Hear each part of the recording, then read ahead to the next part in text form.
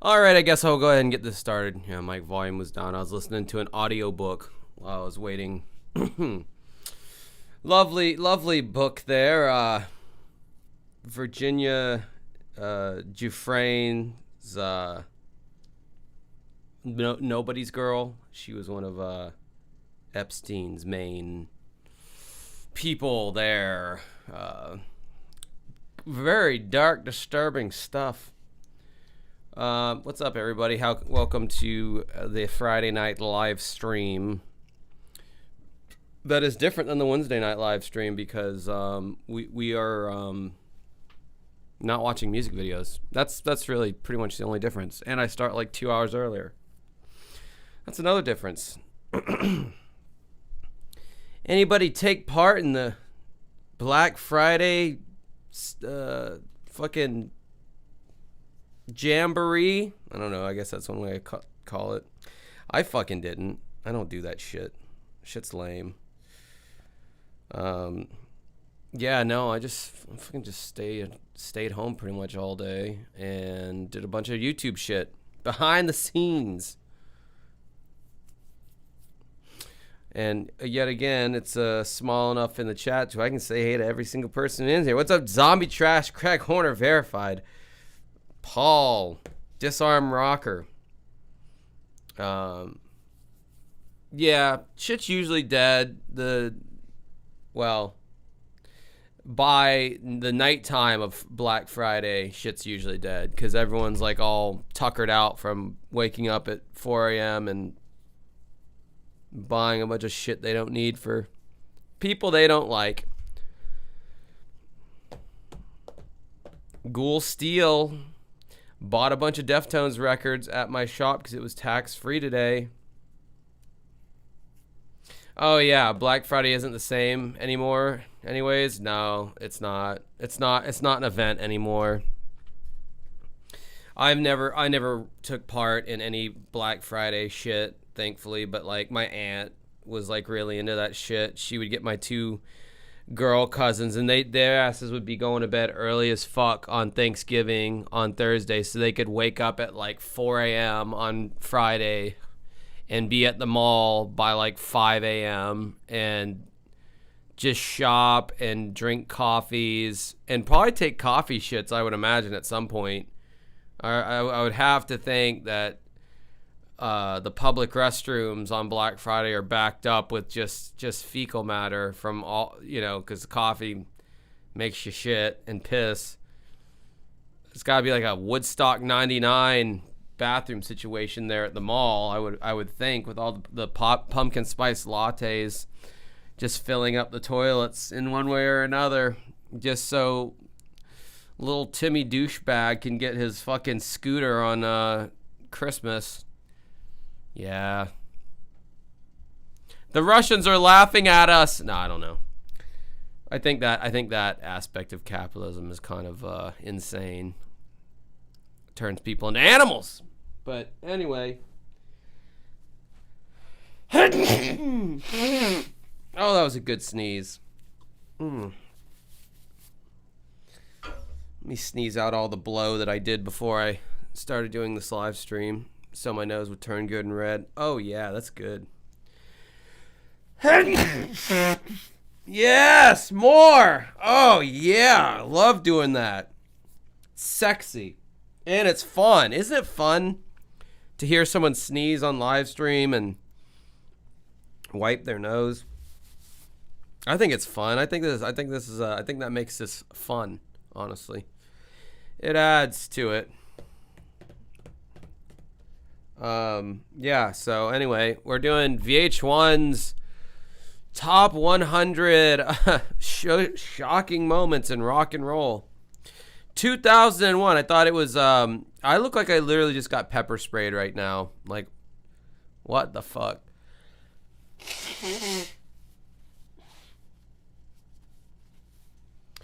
Anyway, it's from 2001. So, is it a little dated? Yes. Is it more than a little dated? Definitely. Like, some of you maybe were only in diapers still in 2001. Hell, according to my Discord, I think some of you were in diapers in 2001 because you were so old already. And you've grown incontinent, and now you're like in your 90s with some of the shit that's been said on my Discord. Those fucking the shit that your like great aunt posts on Facebook of like the American eagle that like fades into the American flag with like Donald Trump like hugging an American flag and like Jesus like over the top, like overlooking everything. It says like God bless America. There was a truck that had that mural on the back of it today while I was in line at Taco Bell.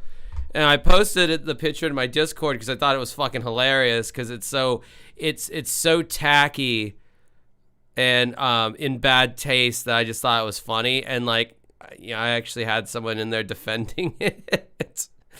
Never thought I'd see the day where someone defends one of those hideous American eagles. I'll ride on the wings of an eagle. Watch as we all fly away.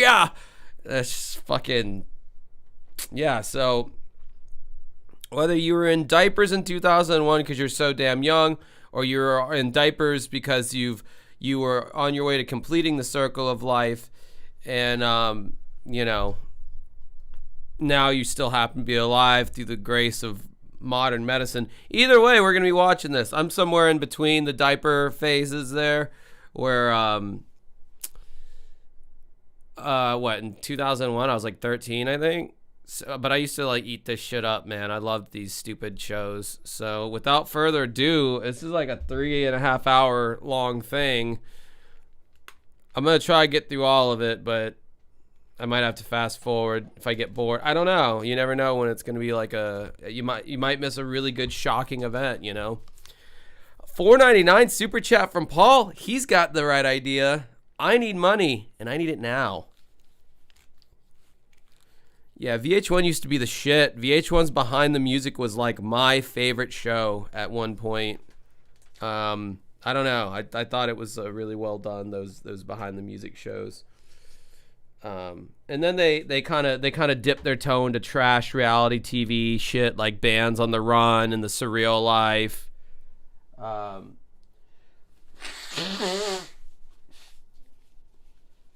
Oh, my light sensitivity. I love it. It's great. It's fun. The chat loves it too. All right, here we go.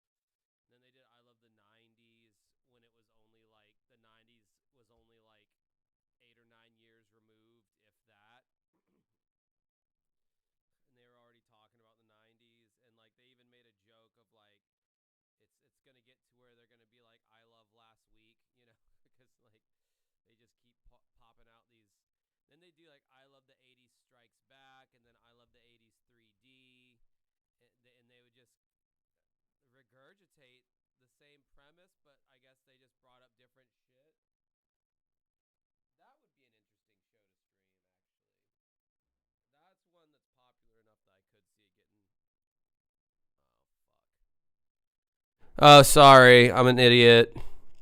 Sorry. No, the I Love the 80s shows were really good. Still no audio? There's audio. There's just a delay. Okay, there you go.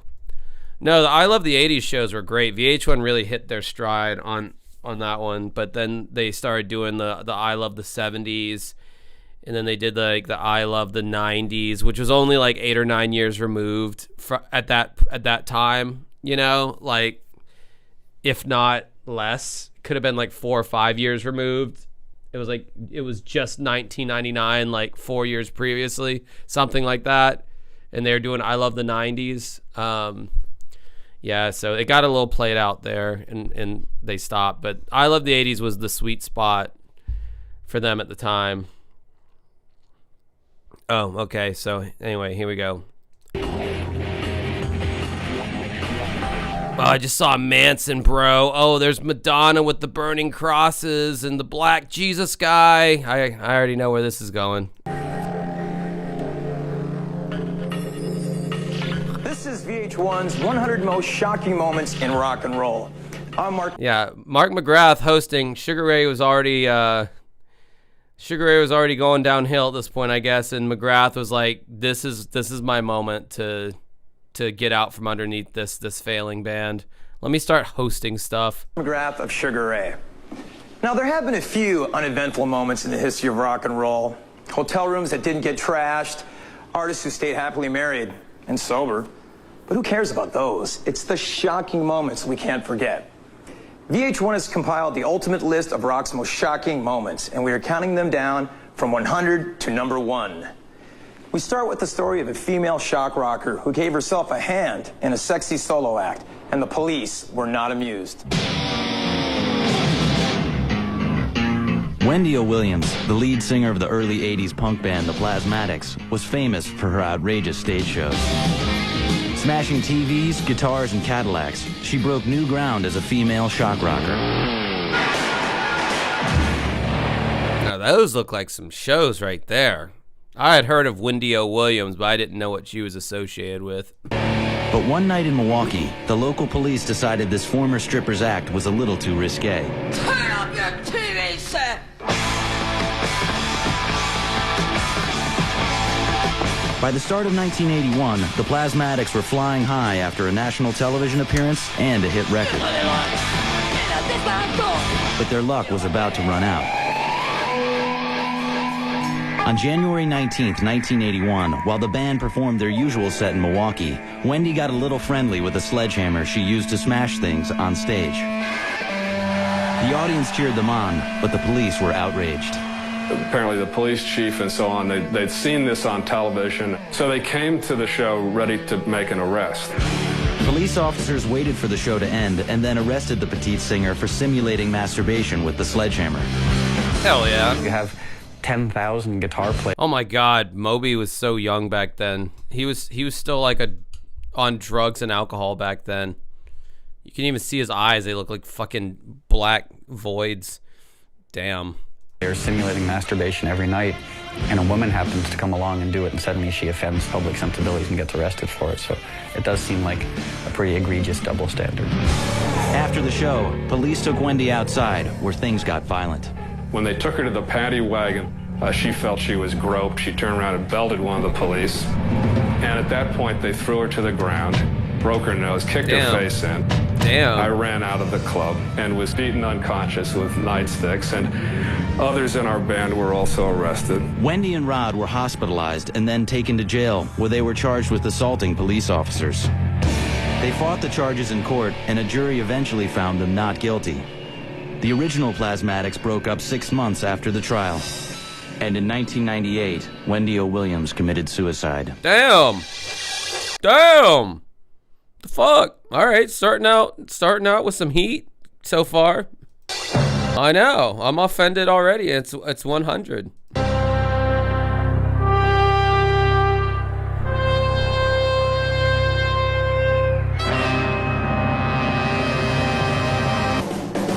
In December 1970, President Nixon declared a national war on drugs, and Elvis Presley and his friend Jerry Schilling flew to Washington, D.C. on a secret... Bro, I cannot imagine having to edit a show like this.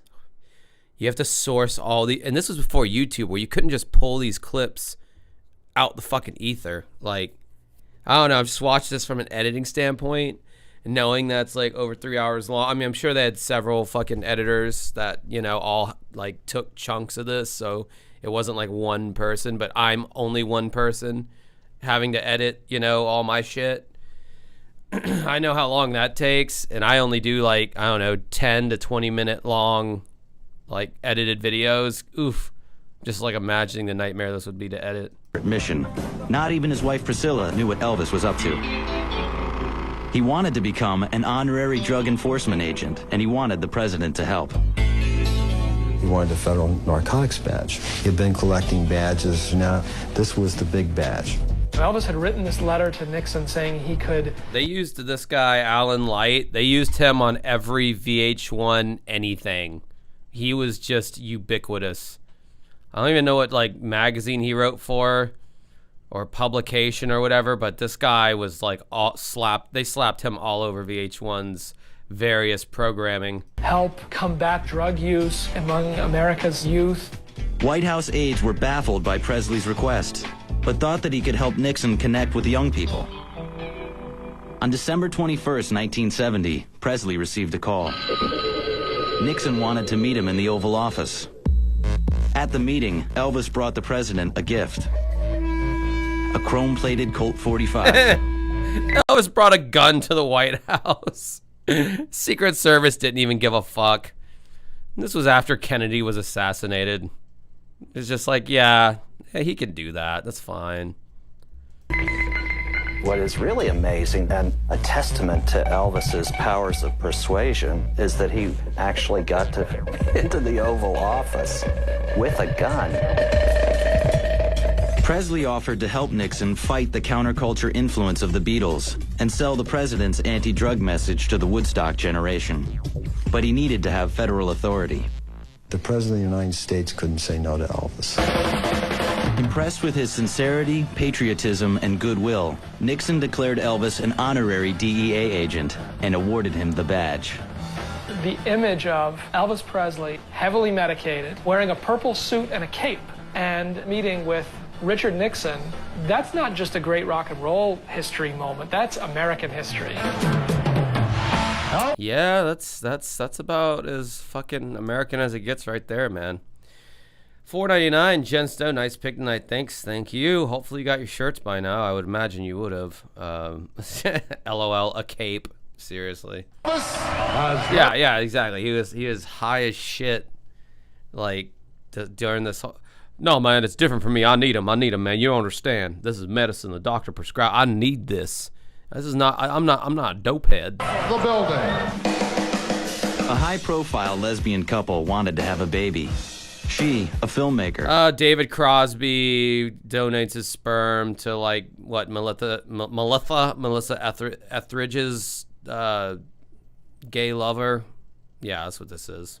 She, a Grammy Award-winning singer-songwriter. They could seemingly have their choice of any number of high-quality sperm donors. Their choice?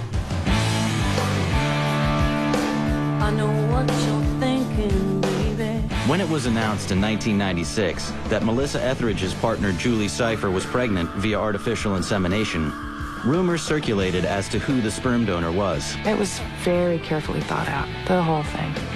Had to be. If you want me to keep your secret. The couple kept the donor's identity a secret following the birth of their daughter. Apparently pleased with the results, the couple had another child in 1998 using the same donor. What we want is for our son and our daughter to know first, and then the rest of the world can know that, you know, Tom Hanks is the father. Oh. After much pressure, Melissa and Julie finally revealed the donor's identity in Rolling Stone.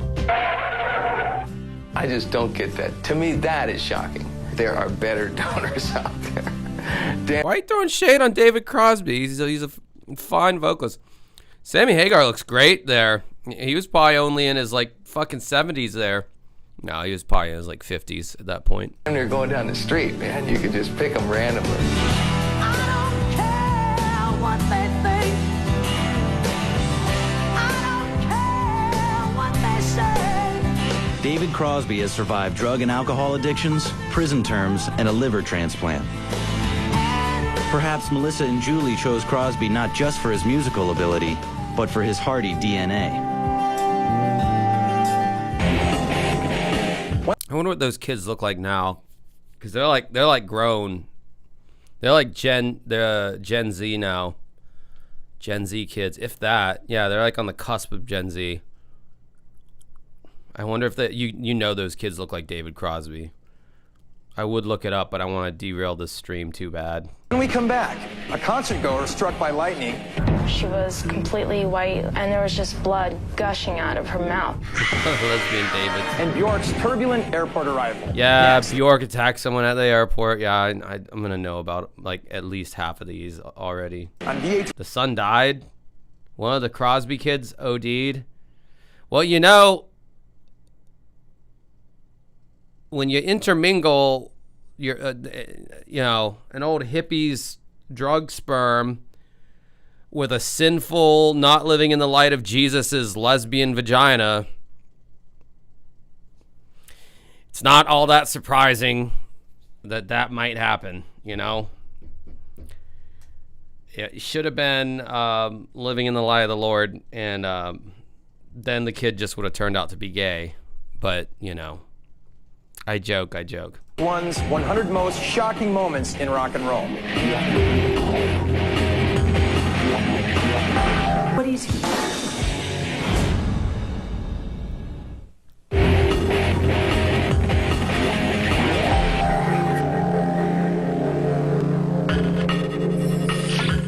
Many musicians can be called the father of rock, but one man really earned that title.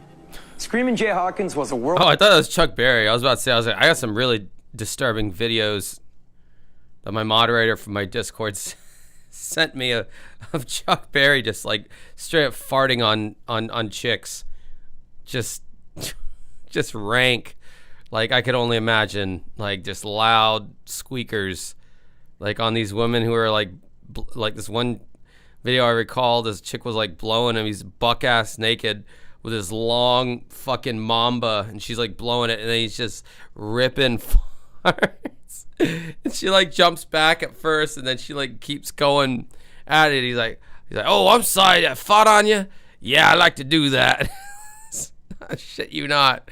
Obviously, there's no way I can show that video on here, but that shit doesn't exist. I already heard that he did that, but I never saw the video until my fucking godless moderators sent me that. Class musical stud who was as prolific in bed as he was in the studio.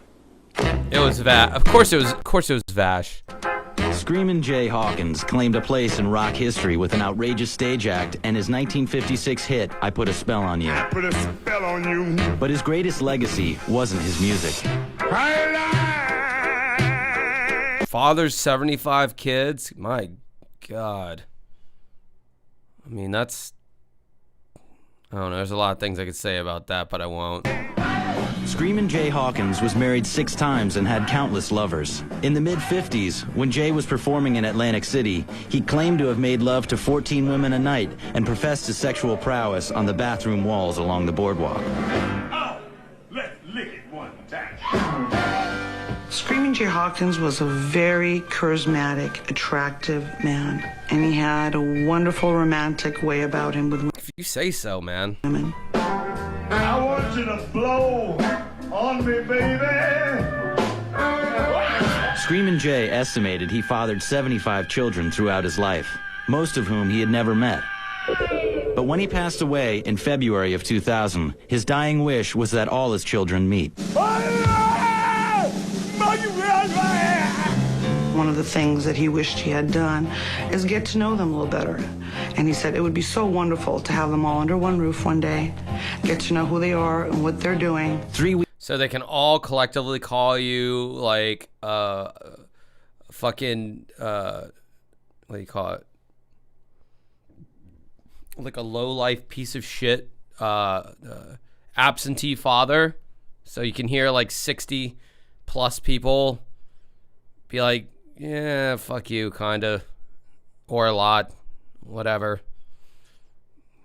Then again, the women did let him nut in their pussies and not get abortions. I don't know. Is that victim blaming? I'm just saying they chose to keep it. I don't know. Whatever. I'm sure there's a whole fucking... And then they had fucking kids, and now there's like a country, a small country that's just this...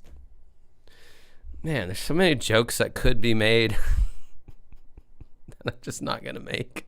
Weeks after his death, a website was set up to find Hawkins' children. I put a spell on you. Visitors to the website were invited to submit a claim if they believed they were one of Screamin' Jay's children, or if they believed they had given birth to one of Hawkins' kids. 'Cause you're mine. They all very much look alike. They have the same laugh.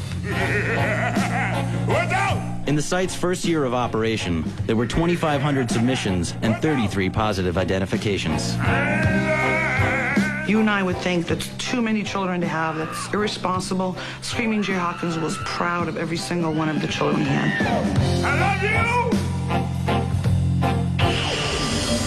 you! With her pixie looks and angelic voice, Icelandic... Well, anyway, again, I'm tethered by the terms of service of YouTube and public opinion, or else I would elaborate on that more. Pop star Bjork doesn't look like she could hurt a fly. Yes, again. You blow up you. Yeah, this is a very well-known story. I'd say like this story and then Bjork's stalker who like killed himself either live or he made a video of it. Either way, I saw the video. It's pretty disturbing. Dude's pretty crazy.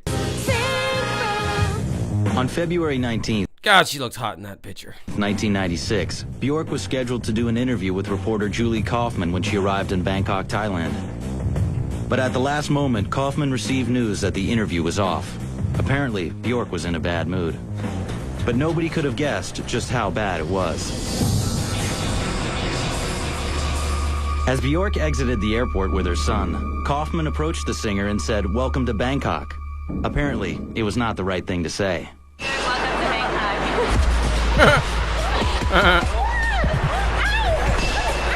And if you complain once Bjork more. later called Kaufman to apologize for the incident, saying that she had been under a lot of stress and was upset that people had been filming her son.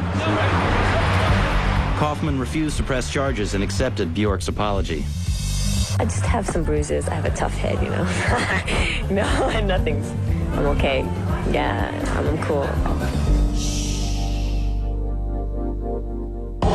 Sometimes the people surrounding rock stars are just as eccentric as the rock stars themselves. In the next shocking moment, a group of friends went to gruesome lengths to show their loyalty to a country rock legend. In 1973, Graham Parsons took a trip out to the desert with his road manager. Graham was riding in the back, in a coffin. Won't you scratch my itch, sweet Annie? I've not heard of this one. Graham Parsons had found fame with the Flying Burrito Brothers and the Byrds.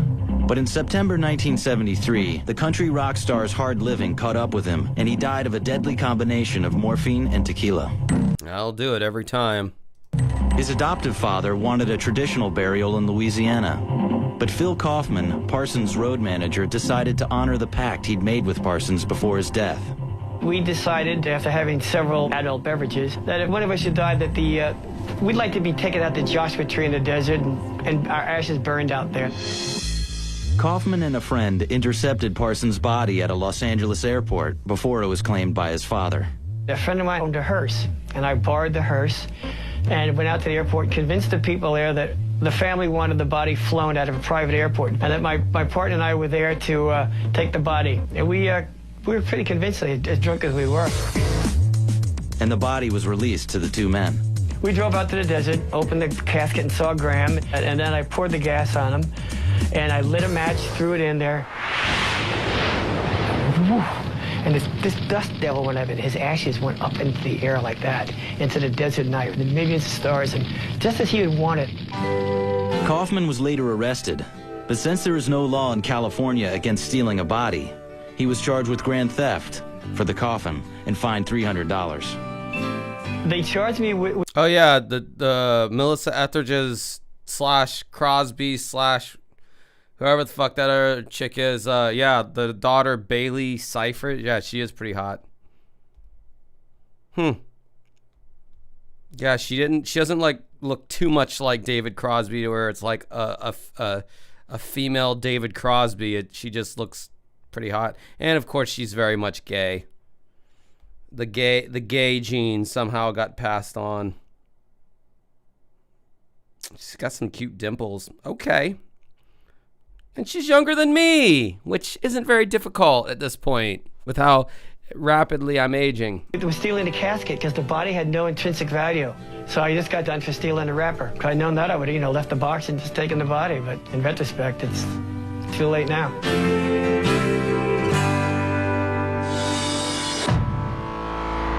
The doctor said the lightning hit was a direct hit, which meant that it went, from the sky right to me. It was June 1998, the first day of the Tibetan Freedom Benefit Concert at RFK Stadium in Washington, D.C. The sun was out and the crowd was in high spirits. But at 3 p.m., Herbie Hancock took the stage and the skies began to darken. It started getting really dark, and all of a sudden it was black and mysterious, and you knew something was going to happen. There was an instantaneous blue-white flash, and an explosion. No one knew what hit. It was kind of like, what is that? Was it a bomb? Was it a special effect that went wrong? And then the second one happened, and it knocked us both out. When Amanda came to, she found her sister lying unconscious. Lisa Selfin had been struck by lightning.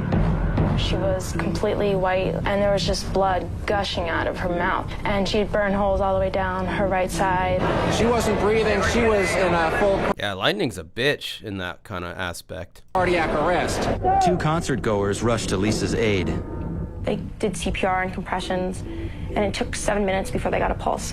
And then in the interim, RFK's emergency team got to me, and they put me into the ambulance. I still have no memory of this.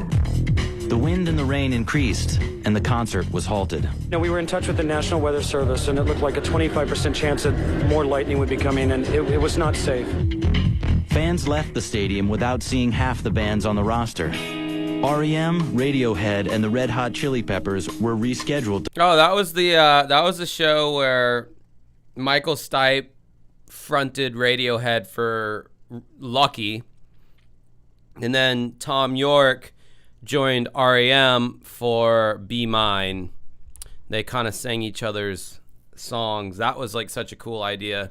I wish more bands would do stuff like that, because that was pretty fucking neat to observe. To play the next day. I don't ever wanna feel like I did that. If you're gonna get struck by lightning, you have to get struck at a concert. Anthony Kiedis came to the hospital to visit me, and he brought me this very cool card that a bunch of the band signed, and it was like hanging out with an old friend. Lisa suffered 2nd and 3rd degree burns over 20% of her body and a punctured eardrum. I think what it was, it's just bad luck. Wrong place, wrong time.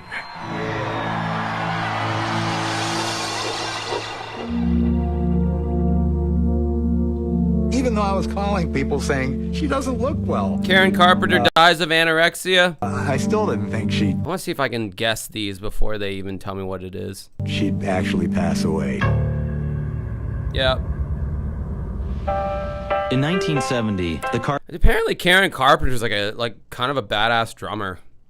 I saw some like fucking clip of her just like fucking going at it on the drums there on the on the Instagram reels or some shit. Carpenters burst onto the pop music scene, captivating audiences worldwide. Why do birds suddenly... The Carpenters didn't just hit, they exploded.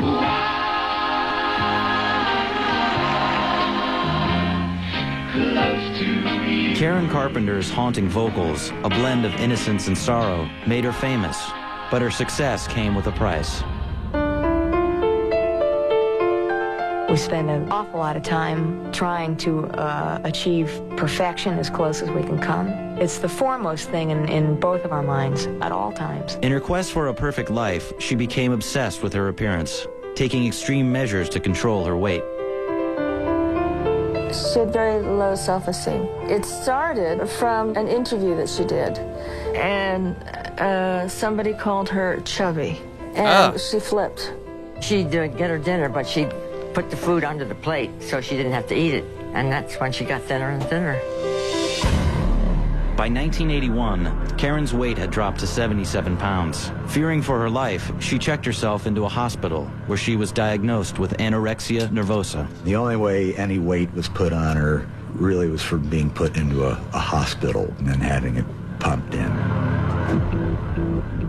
She gained 10 pounds during 1 week. You don't gain 10 pounds in 1 week. It's not good for your heart.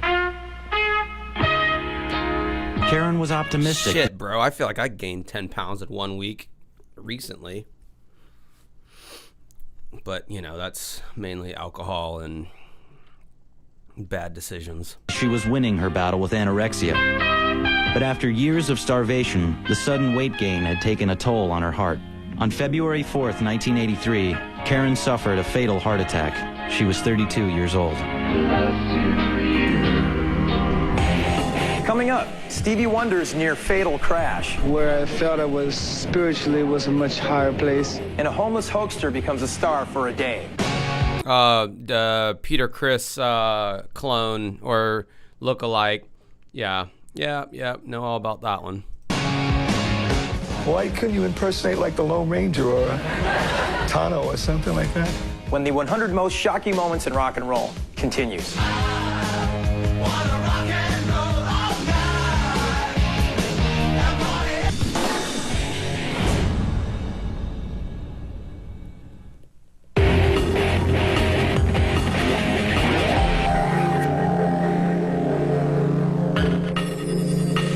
Cover bands are the sincerest form of flattery. But in this next shocking moment, one fan took his tribute to Kiss drummer Peter Criss a little too far. In the 1970s, he made millions as the drummer for Kiss. But in 1991, tabloids reported he was a homeless alcoholic, panhandling for nickels under the Santa Monica Pier. Only, it wasn't him. This was back at the time where I thought the only Kiss song that existed was I Wanna Rock and Roll All Night.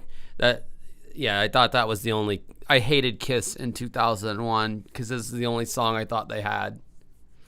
I obviously knew they had other songs, but I thought they all sucked on the same level, so I was like, fuck Kiss. I'm never gonna like them. I hate this band so much.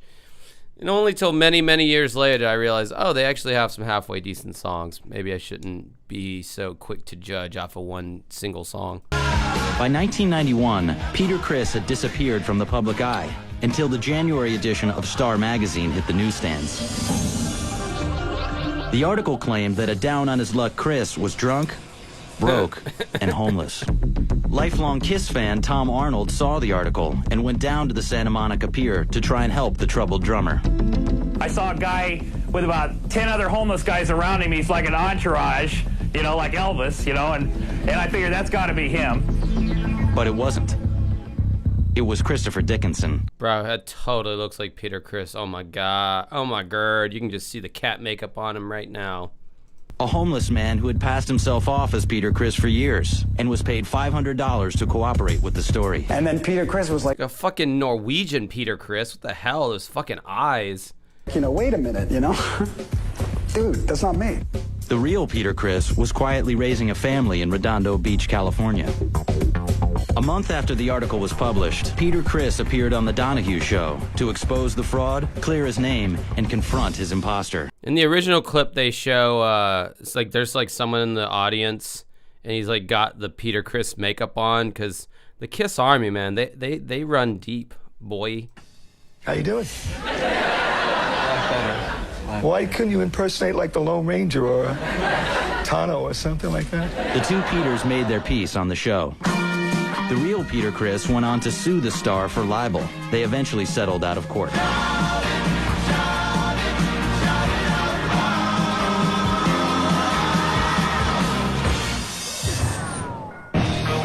Stevie Wonder was a superstar by the $5 super chat. Neon Knight Rider. Soundgarden is less than Audio Slave, or is Soundgarden greater than Audio Slave?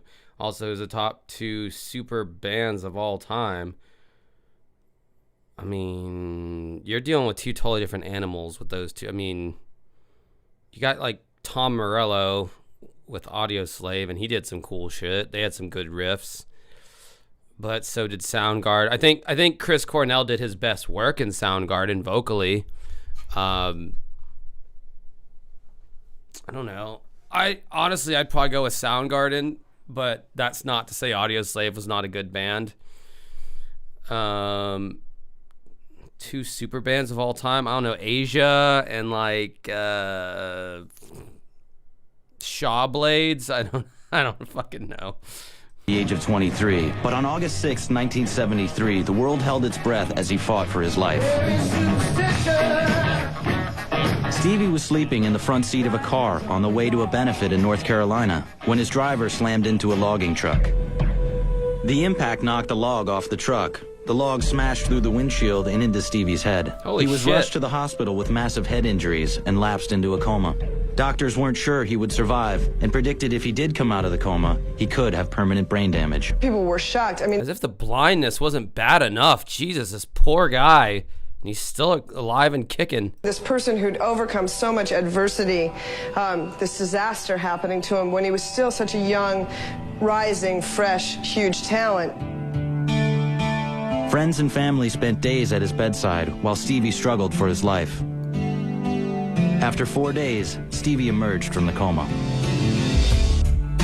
Some of the time I was not aware of where I was, but where I felt I was spiritually was a much higher place and made me aware of a lot of things that I have to do and that were happening that had to change. And will damn, he even does the head thing when he's just talking, I guess. Give me a lot of things to write about.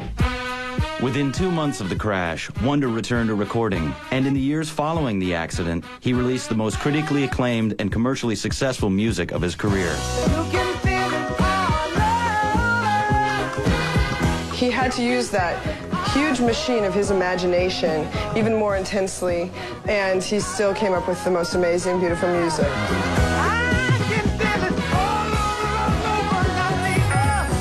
If you have hit records, you make a lot of money, right? You'd think so, but one mighty rapper was shocked to learn he was not too legit for Chapter 11. Oh yeah, MC Hammer has to file bankruptcy because he's fucking hired a crew of like 200 of his boys from the hood when he blew up, and they were all on his payroll like a fucking dope, and yeah, they funneled his money away. He escaped his ghetto roots, earned an estimated $50 million, and was too legit to quit. Until he realized he was broke. In 1990, rap hit the big time. Hammer time. And 3-time Grammy winner MC Hammer brought it to the masses. He had record sales in the millions, sold out shows around the world, and was even made into a toy. Hey ladies, just as a PSA, you can touch this. You can. I'll allow it. Toy doll. Break it down. Hammer was extremely generous with his newfound fame and fortune. He donated money to inner city programs and employed his friends from the old neighborhood. He also treated himself to the finer things in life. He bought cars and racehorses and spent over $10 million to build his dream house. A 12.5-acre mansion with 2 swimming pools and a 9-car garage. I remember going to Hammer and saying, yo, there are rumors, man, that you throwing some mad dollars around, man. And he's, oh, crazy rumors. But by 1992, gangster rappers were topping the charts. And Hammer's record sales slumped. Suddenly, there wasn't enough money to go around. To put it in perspective, let's say that Hammer made $30 million. Let's give the government 40% right away. So now we're talking about $14 million. You talk about a $10 million house after taxes, then that means you got $4 million left. In 1996, Hammer was forced to declare bankruptcy. $10 million was a little too extravagant for your dream house, even if it's your dream house. And I had to learn that one the hard way. I gave Hammer a stage to perform, but I probably should have also given him my accountant's number. Got him. Arsenio got him. Whoop, whoop, whoop, whoop. He was the drummer in one of the 80s biggest bands. Oh my God. The dude from Def Leppard loses his arm. Really? Like, this is, I mean, yeah, I guess that's shocking, but it's like fucking old ass news, but okay. When a near fatal car crash threatened to end his career forever. By 1984, Def Leppard was flying high with their multi-platinum metal album, Pyromania. On New Year's Eve of that year, drummer Rick Allen was driving on a rural English road with his girlfriend when out of nowhere, this red Alfa Romeo came screaming around the corner. And every time I try to pass him, this guy would speed up again. I lost my temper to the point where I don't even remember going around the corner. Alan tried again to pass the car. Well, mate, I see your first problem there. You're driving on the wrong side of the road, aren't you? If you're driving on the right side, none of that would have ever happened. But you insist on driving on the Queen's side of the road, the Queen Elizabeth side, instead of all the other rest of the world driving on the right side. So that's where you done fucked up, mate. No one done told you. Didn't get the memo. Sorry about that. But his Corvette crashed over a stone wall. As the car rolled into a field, Rick's arm was severed from his body. I think the first thing I remember was standing up in this field and just saying, you know, well, I've lost my arm and I'm a drummer. And then his bandmates were saying, holy shit, he was overplaying like a motherfucker. Now maybe he'll finally stay in the pocket for once with his one-ass arm. I wish more... Not trying to be morbid or disrespectful here, but I wish more drummers had one arm. They overplay, goddammit, is my point that I'm trying to make here. They over fucking play. When a lot of times you really just need boom, chap, boom, boom, chap, boom, chap, boom, boom, chap, boom. You know, you don't need all this two-armed business that a lot of drummers are doing these days where they have their whole both things going on there. They're playing too many cymbals and shit, fills and whatnots. You can't really do that with just the one arm. New Year's Eve, around about 2 or 3 in the afternoon, I got a call from... Technically, yes, I am a drummer. Peter Mensch, our manager, explaining what happened. He said, Rick's had a car crash, he's lost his arm. Alan was rushed to the hospital, where he underwent a 4-hour emergency surgery to reattach his arm. But several days later, the reattached arm became severely infected and had to be amputated. It's almost like giving you something back and then taking it away for the second time. It seemed very, very cruel. Now they would just use AI. That's what you say to everything now. If there's ever a problem, just say, oh, AI will fix it. AI can machine learn how to solve that problem. Just fix his arm with AI now, damn it. Put his situation through ChatGPT and show the results to the goddamn doctors. Better yet, hook it up to some kind of fucking machine and have it be some nerds from Silicon Valley developed and the robot will fix it with AI. Or best yet, make a new and better arm through 3D printing using AI and various fucking plastic motors and shit, and then he doesn't even need, he can just use the robot arm, and then the human arm can just be used to drink beers and shit while the robot arm's just doing everything efficiently and fast and shit on the drum set at a rate that a normal human arm would never be able to do. See, I'm thinking you got to think of the future or you'll be left in the past nowadays with AI. Determined not to lose his day job, Alan taught himself to drum with one arm while he was still in the hospital. Just 6 weeks after the accident, Alan rejoined Def Leppard. I've got to look up a YouTube video on what this dude's drum setup is like and how he manages to do shit. Because I don't know why I never thought to do that. Because I've known everybody knows this guy has one arm.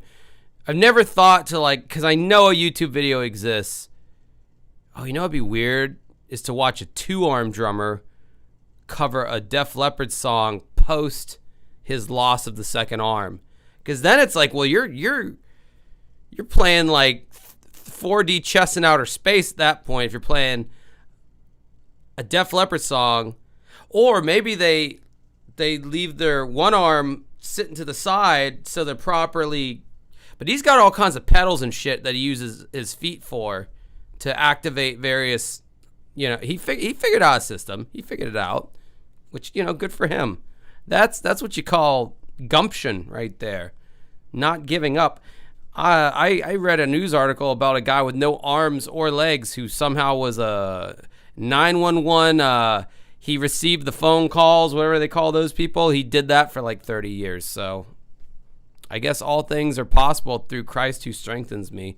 I'm just sprinkling religious messages throughout this chat tonight to just bring people to the Lord. At the end of it, I'm going to have a whole dedication and whatnot. Dispatcher, that's the word I'm looking for. And I was joking about all the Christian stuff. I was just hell-bent on, before anyone gets too weird. And, got a lot of Gen Xers up in here, man. Some of you guys take me a little too seriously sometimes with my dry sarcasm. And making the band happy. And prove that he could rock just as hard with one arm. And if you're a weight freak like me, you weigh less with that one less arm. That's got to take at least 5 pounds off your total weight. Now, obviously, it doesn't affect how you look in a fucking shirt or whatever. But on the scale, you get a doctor, you weigh less. Gotta look at the bright side. He was a peace-preaching pop star who quit making music to follow his soul. Oh, Cat Stevens goes Muslim and changes his name to Yosam, whatever the fuck. That's exactly what this is. I already know. But when he re-emerged a decade later, no one could believe what he had to say.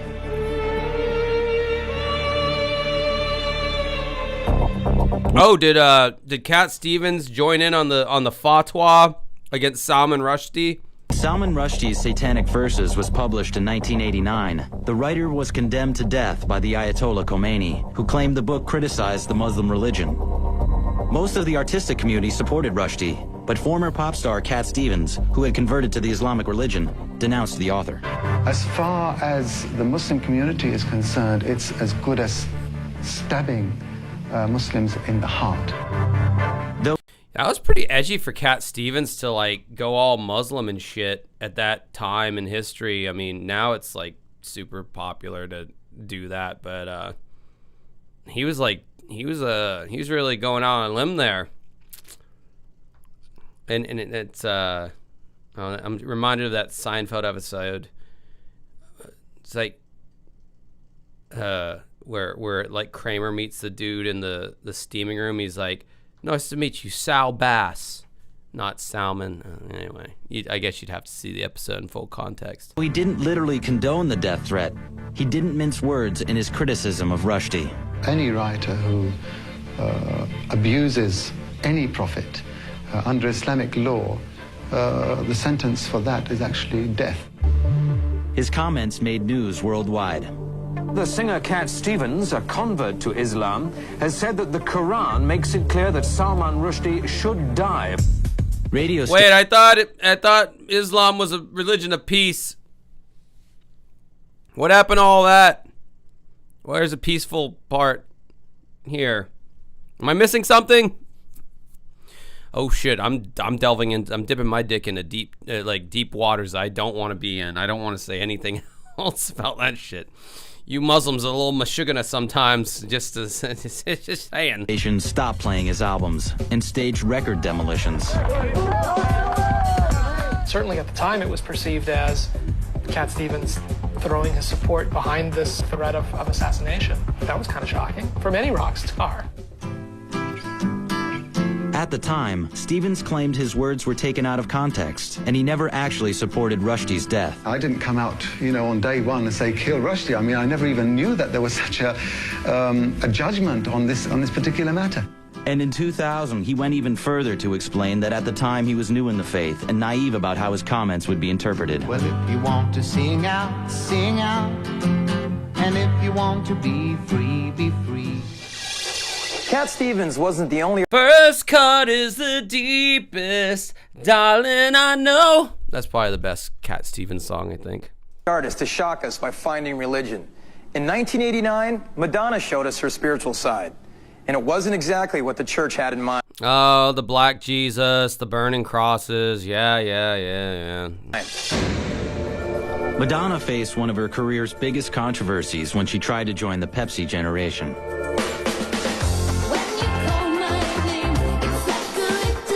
In 1989, Madonna signed a multi-million-dollar contract with Pepsi. who agreed to debut her new single, Like a Prayer, on a Pepsi commercial. One day after the commercial premiered, Madonna released a video for the song.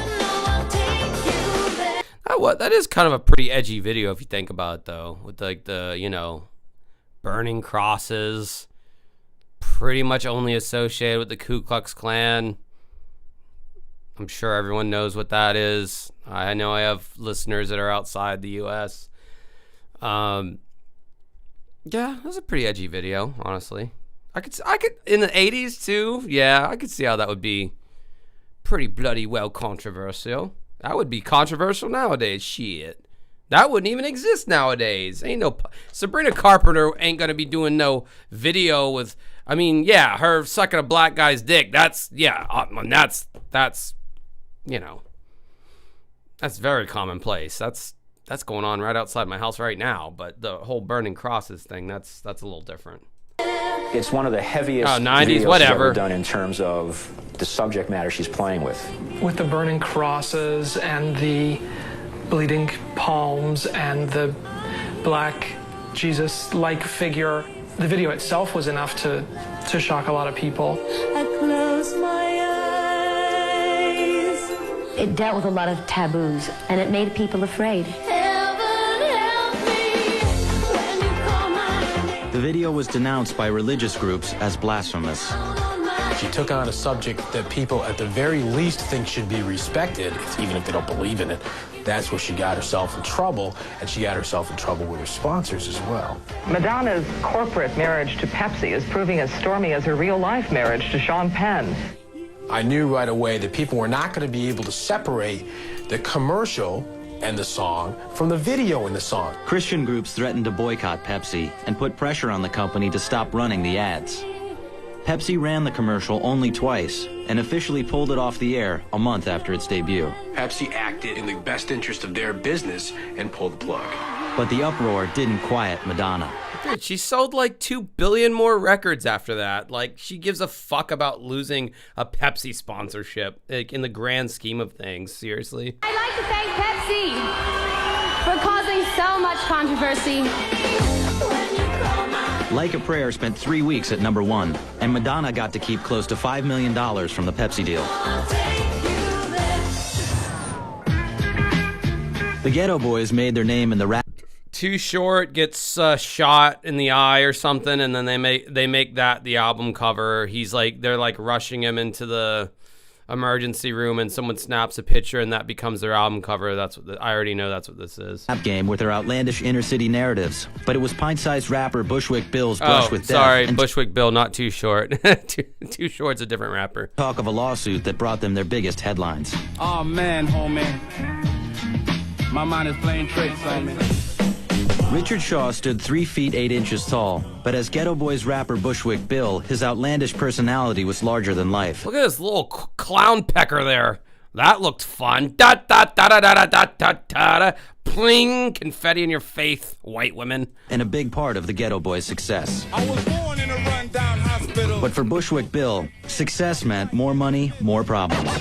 I got friends and women on my tip, but when they look at Richard, all they see is Bushwick. One night, overwhelmed by his life, Bushwick Bill hit the bottle hard, drinking 190 proof grain alcohol. I broke out Hell yeah. Everclear, then I drunk some more. Bill was drunk, depressed, and suicidal, but for religious reasons, he couldn't kill himself, so he begged his girlfriend to shoot him. She refused, and they fought violently over a handgun Bill was brandishing.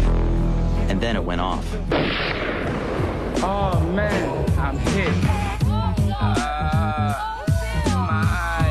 Shot in the eye, Bill was rushed to the hospital, where the Ghetto Boys snapped this photo for the cover of their next album, and later made a video documenting the episode. I like how they still have like the fedoras on, even in the hospital, like keeping it real. Gotta love that. Glad that I'm here, G. But it's Oh damn, Vern Troyer died? I did not realize that.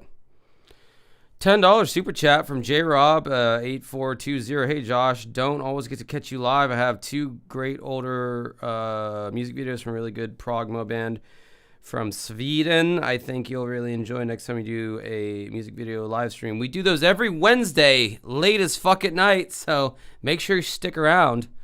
And messed up, I had to. Oh, Vern Troyer died like 8 years ago?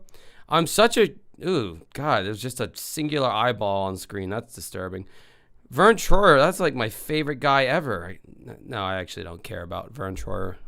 That's probably why I didn't know he died. Losing eyes to see things clearly.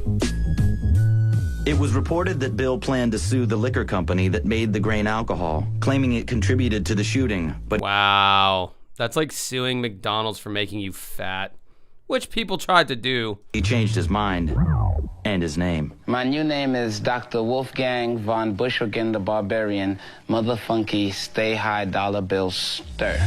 That's pretty much every person of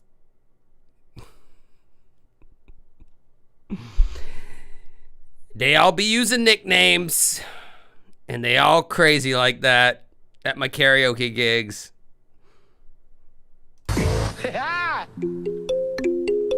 When we return, Whitney Houston backs out of the Oscars. It's not right, but it's okay. I'm gonna make it anyway. And Marilyn Manson makes a deal with the devil. Next. I'm so over hearing about Marilyn Manson lore. Vh1's. That is such a 2001 thing to talk about. 100 most shocking moments in rock and roll.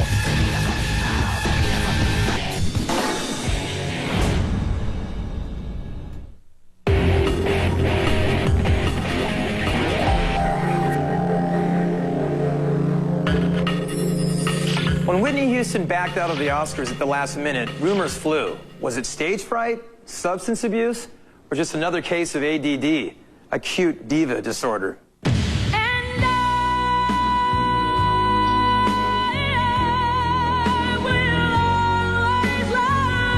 When she backed out of the Oscars at the last minute, it was rumored that this high-profile diva was dabbling in drugs. I'm gonna take a piss while this happens. Whitney Houston was scheduled to perform at the 2000 Academy Awards, but 48 hours before showtime, something went awry. Word leaked out that the star had behaved erratically during rehearsals, appearing confused and disheveled, and missing musical cues from bandleader Burt Bacharach. These kinds of huge productions are planned months and months and months in advance, and for an artist either to be asked to leave or not to show up is a very rare occurrence that close to the actual performance. It's not right, but it's okay. The incident was simply the latest in a long string of canceled concerts and no-show appearances. In August 1999, Whitney backed out of a California concert just minutes before showtime, complaining of a sore throat, and cost promoters over $100,000. And just 3 weeks before the Oscars, she failed to appear at the Rock and Roll Hall of Fame induction of her mentor and former Arista head, Clive Davis. Whitney's erratic behavior fanned the flame of drug rumors that had plagued her for much of the year. In January, half an ounce of marijuana had been found in her luggage in a Hawaii airport, and Houston fled before authorities could arrest her. Whitney denied there was a problem. It's incredible that the press has a right to write freely, but there are no amendments for our privacy. The Oscar show went on with Faith Hill replacing Houston. Well, I just got a phone call yesterday morning to come be a part of the show, and I'm here. And on April 10th, 2000, Whitney made headlines again when she appeared as scheduled at an Arista Records tribute to Clive Davis. In the late 60s, John Lennon asked the world to give peace a chance. But by the early 70s, his anti-war views made him a target of the U.S. government. You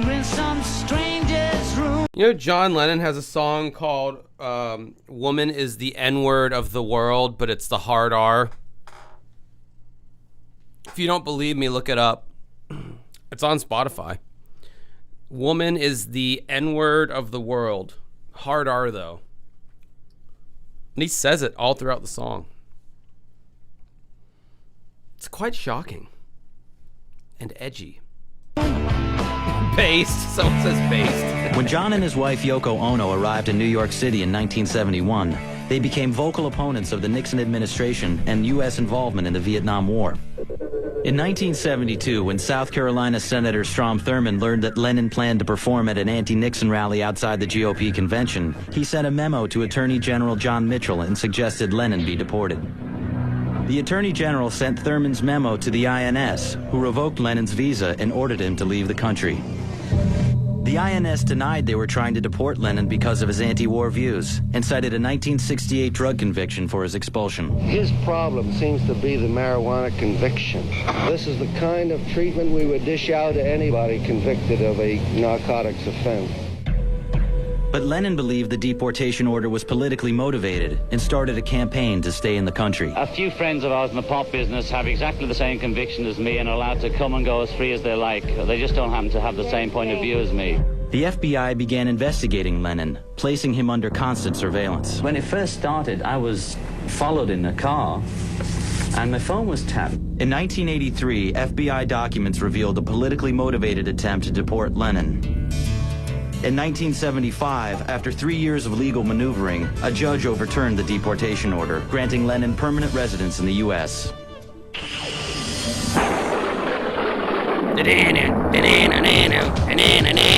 Before he became the world-famous shock rocker, Marilyn Manson took a little detour into religion.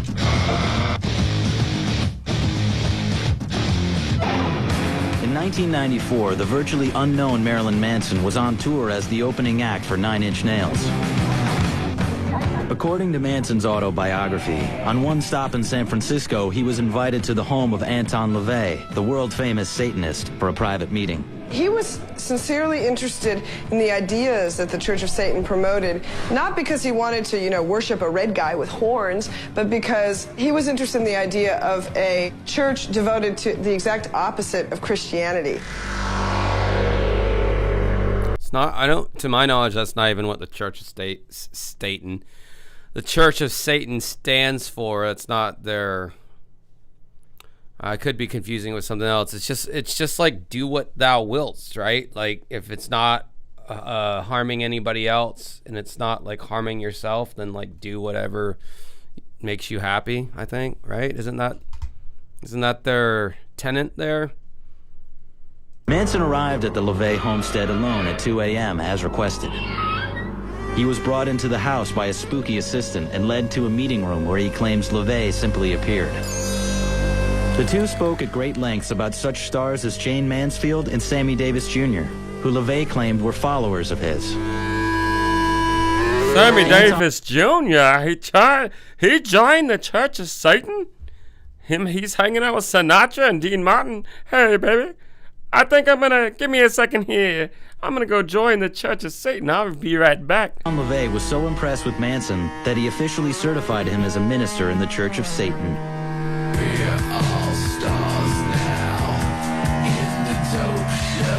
The whole idea of a Church of Satan has always seemed a little bit silly to me. There's supposedly this great, powerful Dark Lord. Me too, Moby. Me too. Lord Satan, why is he going to be hanging out with like 4 or 5 goth kids in a basement? Exactly.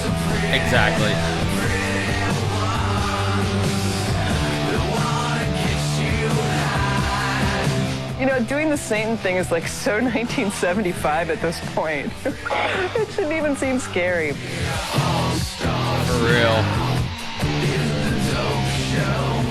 Since entering the satanic priesthood, Manson has sold over 3 million records around the world. When we return, Boy George bottoms out. Heroin puts you in a bubble, and you're cut off from the world and what you feel. Oh, Boy George, that's what Review Tech USA called me when he reacted to my video I made about him. Which was hilarious, because I have the front of my hair dyed. I guess that makes me Boy George. Rich is like Fat George, who has a shitty ASMR channel that's failing.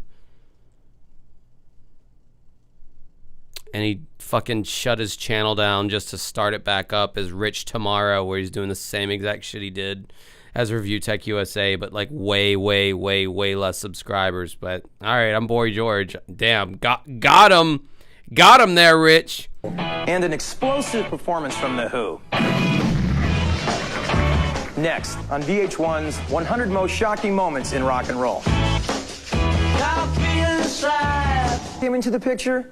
This boy almost didn't live to tell the story. Do you really want to hurt me? Heroin puts you in a bubble. It just kind of slows everything down. You get this kind of glaze over your eyes, and you're cut off from the world. Really? And what you feel. Heroin does all that? I didn't know that.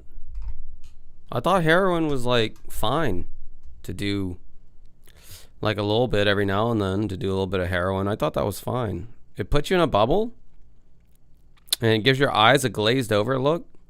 Are you oh, it's like, are you saying that's like a hardcore drug or something? I did not know any of that. God damn, Boy George is prolific as shit. No wonder he's such a fucking fondly remembered artist who everyone loves. He's a very intelligent individual. He blows people's minds with his revelations about how heroin puts you in a bubble and gives you a glaze. Next, you're going to be telling me that like alcohol like lowers your inhibitions and your reaction time, and it like, you know, makes you say things that you might not normally say because you're like, I don't know, I don't believe it. Next, he'll be telling me that fucking water is wet. My God, this guy's revelations are blowing my fucking mind. In the early 80s, Culture Club achieved worldwide success with a string of top 10 hits and colorful videos.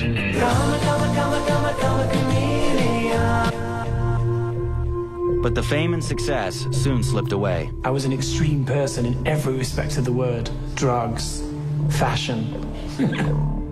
By 1986, George had developed a crippling addiction to heroin. And at this June anti-apartheid benefit, there was no denying his problem. It was really disturbing, to be honest. He was totally out of it, you know, it was when he was going through his drugs phase. Without even taking money off them or anything. I remember him signing an autograph for somebody, and he was just literally, he was nodding off to sleep, and then he got pen on the end of his nose. Oh God, he got pen on the end of his.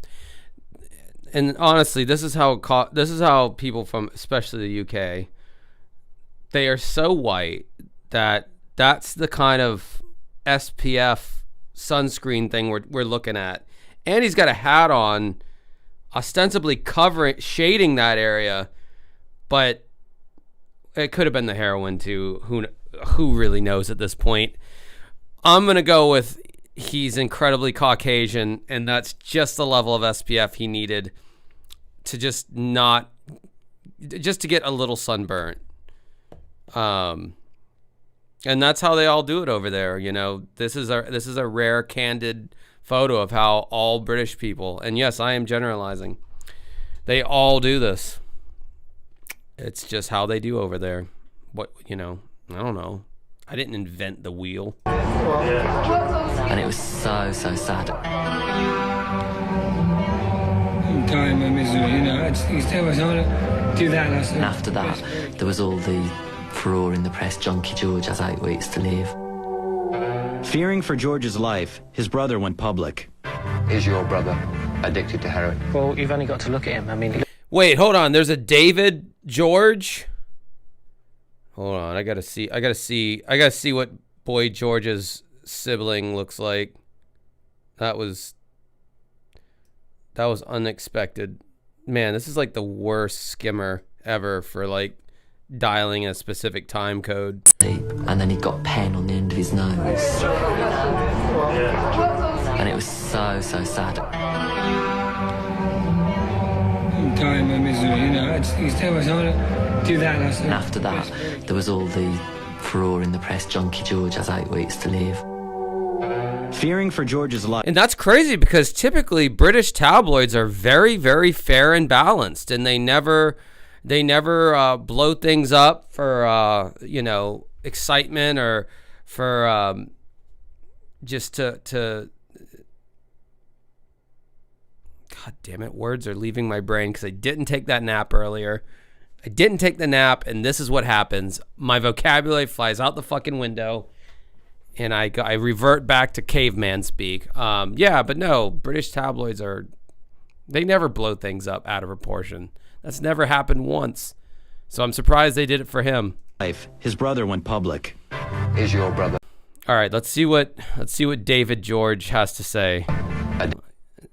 Yeah, okay, so he looks like every British dude at that time, which pretty much is Dave Gahan from Depeche Mode. Addicted to heroin. Well, yeah, that's Dave Gahan, or Gahan, however you say his last fucking name. That's David George. Clearly did not get the looks of the family. You got the receding jawline now. Receding jaw. Easier to pronounce your British phonemes when your jaw is going this slack back into your skull. So much easier. Well, I bet he snores like a goddamn buzzsaw. Sorry about that for the 1 or 2 British people that might be on here in the middle of the night for you. Well, it's the middle of the night for me too. You've only got to look at him. I mean, he looks gaunt. The sparkle that used to be in his eye is gone. At the time when Oh, thanks, bro. Next time I'll give you a few shillings when you ring me up and you're in the poorhouse. Fucking chav. my brother went on TV, I was really angry and I wanted to throttle him. And then If I was friends with David George, the brother, I'd be like, bro, you're older or younger. I don't know what the relativity is of the age. I'd be like, bro, your sister's pretty hot. Can you like tell her about me? Like, Josh thinks you're hot. That's all you need to say, David George. And we just who knows what would have happened from there if I was around during that time. I wasn't really compos mentis at the time, I wasn't really thinking straight. As his family reached... I mean, he's kind of hot. I mean, back then at least. I don't know. I mean, the dude was an innovator for the time as far as, like, queer culture is concerned, Like, I fuck with that. You may not think this, but I fuck with that community, okay?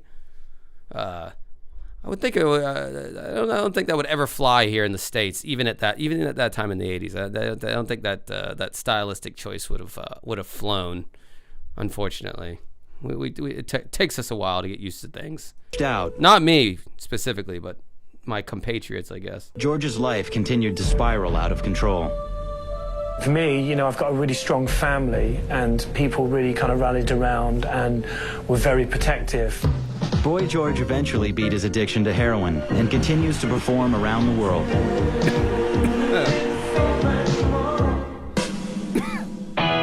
Riding the wave of the British invasion, The Who set out to shake up America, but no one knew just how far they'd go. On September 15th, 1967, The Who was set to perform on the Smothers Brothers Comedy Hour. The Smothers Brothers had a fairly radical show at the time, and they bravely asked us if we'd destroy our instruments. The Who were already known for their guitar-smashing antics, but for this performance, they wanted something with a little more bang. Keith persuaded the pyrotechnician on the show to make a cannon, which he put inside his drum. So I did that. And in the rehearsal, it went bang, but it kind of made a lot of smoke and made a bit of a dull thud. And Keith said, listen, you must increase the charge. So we increased the firepower for the explosion. And unknown to anybody else, Keith goes in and sneaks in. He loads a load in. So now you've got maybe 3 times the original. So they had a triple load in this cannon. I like how the Smothers Brothers were like this old ass American television variety show, and at this time in 2001, they still like look like they're like middle-aged dads who could probably pass for like late 50s, and now they're either dead or like so old that they're like, that scene from SpongeBob where I don't know, SpongeBob was going door to door for some reason, and he like talked to this old lady fish thing, and it's like they roll out the mother in the wheelchair and she's literally just like a spinal column and a head. I feel like that's what they would look like. That's a very obscure SpongeBob reference, I'm aware, especially for my millennial ass. But I watched that show when it came out. I thought it was funny the first 3 seasons at least. And then The Who took the stage. I gotta sing My Generation. This song really goes, and you're gonna be surprised what happens because this is excitement, and hit it.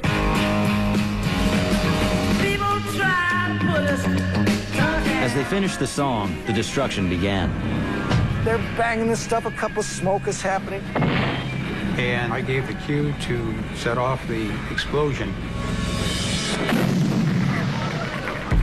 I was standing right in front. God, the tinnitus. The shattered eardrum permanent tinnitus, you would probably I mean, I guess they were younger lads back then, so maybe you could recover, but Jesus, I'm so old now. If that were to happen to me, I already have permanent tinnitus in my right ear. I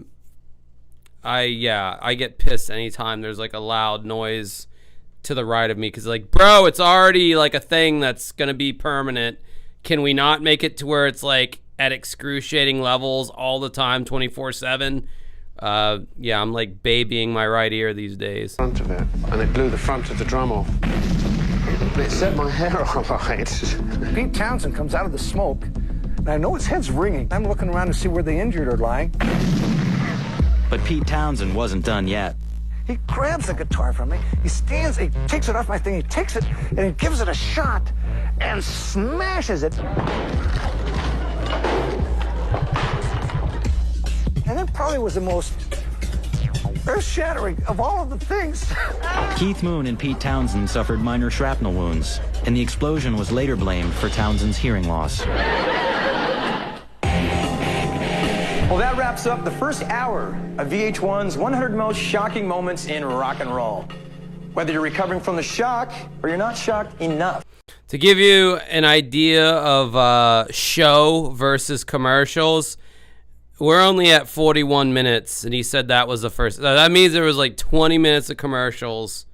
So like 1/3 of this entire program was just fucking bullshit commercials. Oh, what an annoying time that was. Although I kind of wish I had seen those early 2000s commercials now, because they'd be vintage and it'd be cool again. But yeah, commercials are annoying, as we all know. One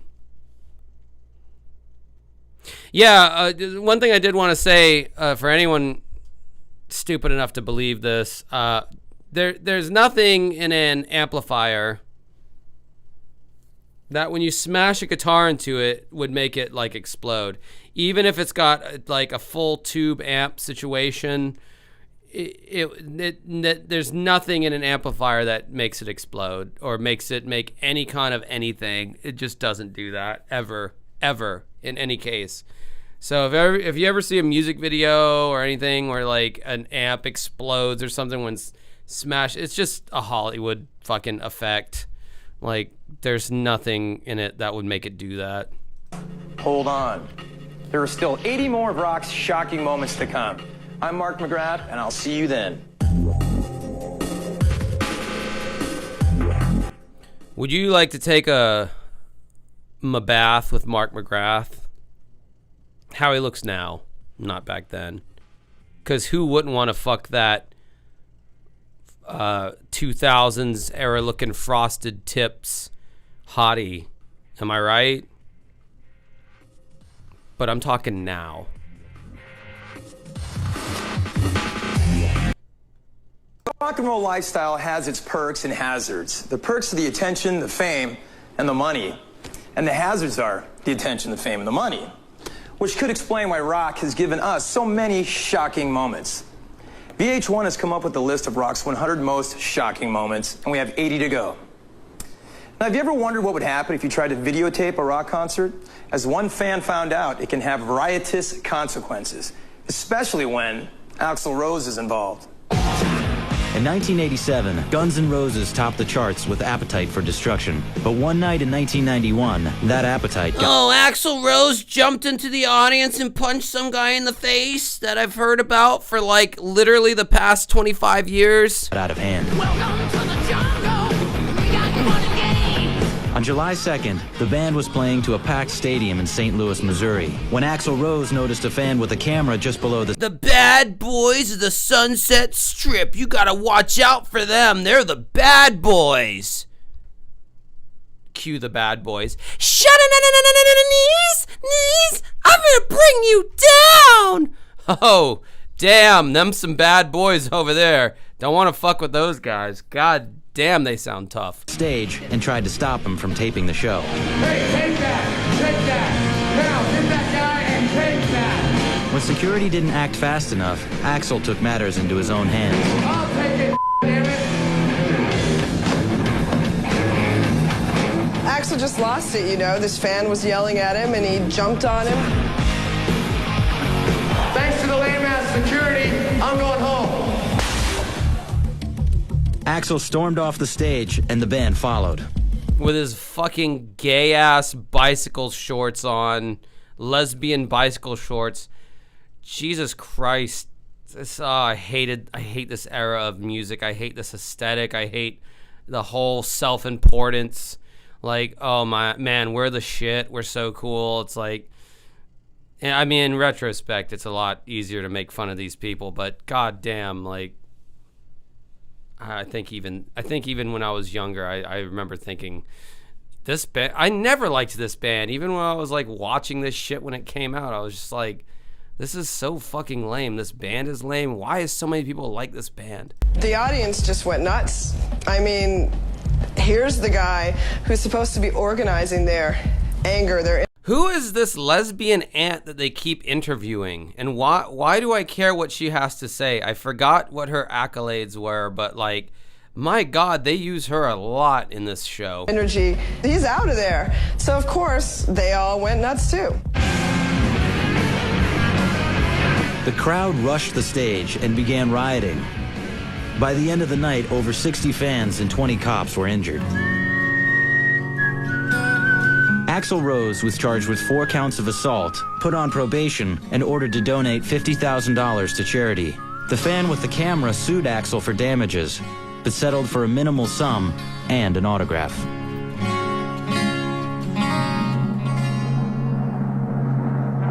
What 1970s concert spectacle involved a rock band, a 45-piece orchestra, a full choir, and medieval sword-fighting knights? It was the myths and legends of King Arthur and the Knights of the Round Table. And former Yes keyboard player Rick Wakeman staged it on ice in Okay, and I'm not sure if I know this one. Be interested to see where this one's going. 1975. King Arthur on Rick ice. Wakeman was the king of the rock keyboards during the 1970s. After a stint with Yes, Wakeman went solo as a Caped Crusader with a taste for the larger-than-life. His keyboard opus, The Myths and Legends of King Arthur and the Knights of... Look, man, I love prog rock just as much as the next guy. I'm not saying prog rock always does the right thing, because, I mean, usually there's going to be some cheese in any prog rocker's discography or even biography or history or lineage or whatever. And yeah, it's pretty cringe sometimes. And it's unfortunate that has to be that way, because I happen to think prog rock is one of the most interesting rock genres. But yes, every now and then you get shit like this, and it's kind of an embarrassment to the genre. And, you know, it's just something we as fans of prog rock have to deal with every now and then. It's very Spinal Tapian, you know, if I could say that. But I try to shift the focus off this aspect of prog rock. It's like that annoying aspect of like, oh yes, I'm well aware of that, but look over here, look at this cool Tony Banks solo from Genesis, and then those evil sounding keyboard things that he does, and that guitar solo thing. Isn't that cool? And don't watch this King Arthur thing with dragons, and like he's got like 27 keyboards and he only really needs 3. Don't pay attention to any of that. That's a little embarrassing for the genre, but you know, anyway, that was more of 70s and 80s prog rock than it was anything after that. The Round Table was a mix of Arthurian legend, Moog synthesizers, and progressive rock bombast. Well, they actually said Moog right. Most people say Moog. Hey, they did some research. Wakeman thought it only fitting that his concept album received the staging it deserved. What I wanted to do was to try and find some way of presenting the concert without using a futuristic idea, and using something to complement the orchestra and complement us and the piece of music. Without a futuristic idea? Okay, so you're throwing shade at Kilroy Was Here by Styx, their prog rock odyssey, which was equally cringe. Although I think there was some good songs off that record, I'm not gonna lie. Dennis DeYoung got a little fugazi there, as the Italians would say, with the crazy concepts and shit. Yeah, it got pretty fucking corny. Got pretty corny. I'm telling you, prog is like, on the surface, like Rush, they avoided a lot of the corniness because they didn't really lean. It's like, hey, let's focus on the musicianship and how complex what we're playing is, and have it still like rock. And the English bands were more like, no, mate, it's dragons involved, and sorcery, and maidens fair, and swords, and they can't help themselves. The Brits with this kind of shit, they love this kind of shit. They have raging hard-ons for this kind of medieval Renaissance fair shit going on. And then Cerebral P comes in with the deep Canadian pockets. Fuck Axl Rose, long live Josh Cannon. Got my shirts today. Thanks, homie. Sweet. I'm glad you got them. Let me ask you this. Did Customs rip the packages all asunder and then fucking tape them back up and be like, no, we didn't tear them open at all. Yeah, with that, looked like a good package to me. Send it right to your house. There's no problem whatsoever, eh? I feel like that's what they always do, that fucking Canadian boy. They don't trust me by now? Come on, I sent so much packages over to Canada at this point. So we decided to do it as an ice ballet. One of the most expensive and ambitious concerts of its time, King Arthur typified the era's bigger is better mentality. You look back and go, wow, that was kind of showmanship. But on the other hand, it was totally ridiculous. Nice. Okay, good to hear. Do you know that he mounted this on ice? And I was like, wow, that's cool. I was wrong, Dad. It's not cool. It's really self-indulgent and boring. Thank you very much. Despite selling out Wembley Arena, Wakeman lost his cape on the proceedings, and the show closed after only 3 performances.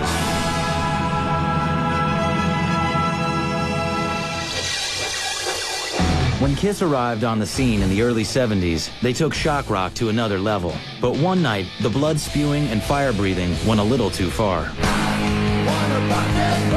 Oh, is this when Ace Frehley electrocuted himself? I think. Yeah, probably.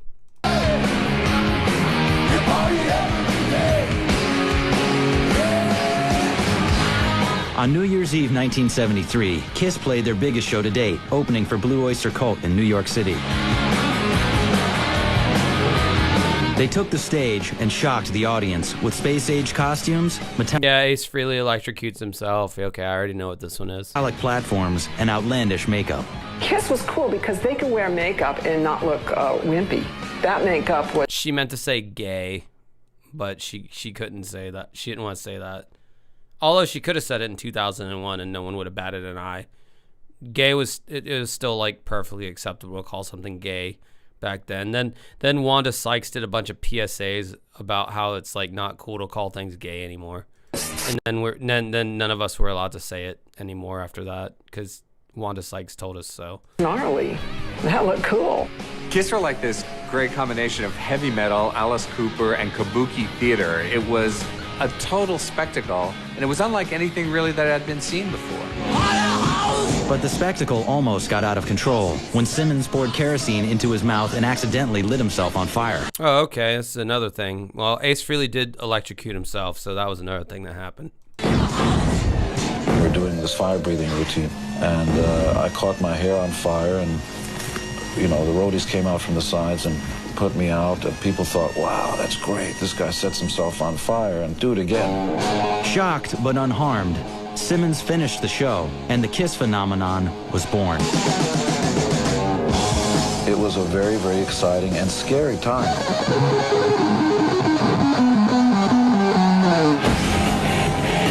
But have you seen these guys without makeup? Now that's shocking. But we all love Kiss. When we come back, Rock... No, they look pretty normal, and I mean, granted, that was like the 90s when they got that they culled that footage from, but it was their weird ass non-original members that fucking looked weird without makeup. They had like Vinnie Vincent, who looked like a fucking 15-year-old Japanese girl, and fucking Eric, not Eric Singer, Eric, whatever, the guy who fucking died from heart cancer. He looked like a fucking little person, a midget. Okay, I'm just gonna say it. But then you got just 2 Jewish dudes, Gene Simmons and Paul Stanley. I mean, they look pretty normal back then. I mean, I always thought Gene Simmons was kind of ugly, but somehow, I mean, that was back when like chicks gave a fuck if you were like in a band or not. They'd totally fuck you if you were. If you had any kind of, honestly, if you're famous, it doesn't matter what field you're in. chicks are gonna like want to fuck you. I mean, look at me, right? That was a joke. Legends immortalize their biggest assets. What better way to immortalize your undying loyalty to one of your rock gods than to get him to plunge his penis into a bucket of dental plaster? And Carney Wilson gets rid of hers. My boobs were up to my chin. I could barely speak. It was pulled up so frickin' tight. You know, and that sucked. Next on VH1's 100. I know both of these legends or whatever. I already know 100 most shocking moments in rock and roll. Hold on for one more day.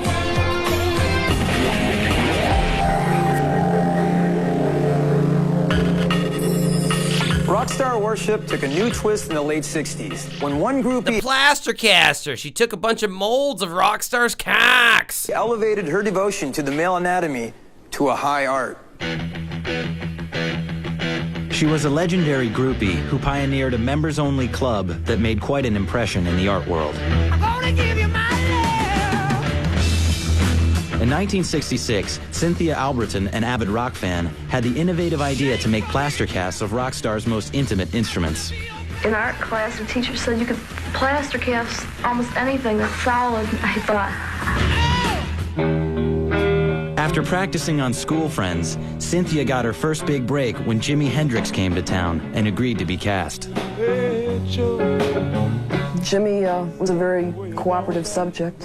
What better way to immortalize your undying loyalty to one of your rock gods than to get him to plunge his penis into a bucket of dental plaster? Where you going with that gun in your hand? But Cynthia was still perfecting her technique. I didn't know enough to lubricate a certain part of the body, and so a few hairs got stuck in the mold. So I had to pull out each one by one, so I wouldn't hurt them. They didn't mind.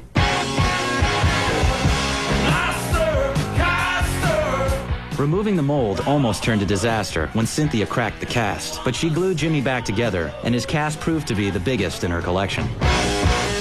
Get it? Because he's a black guy, he's got a big old dick, big old black cock.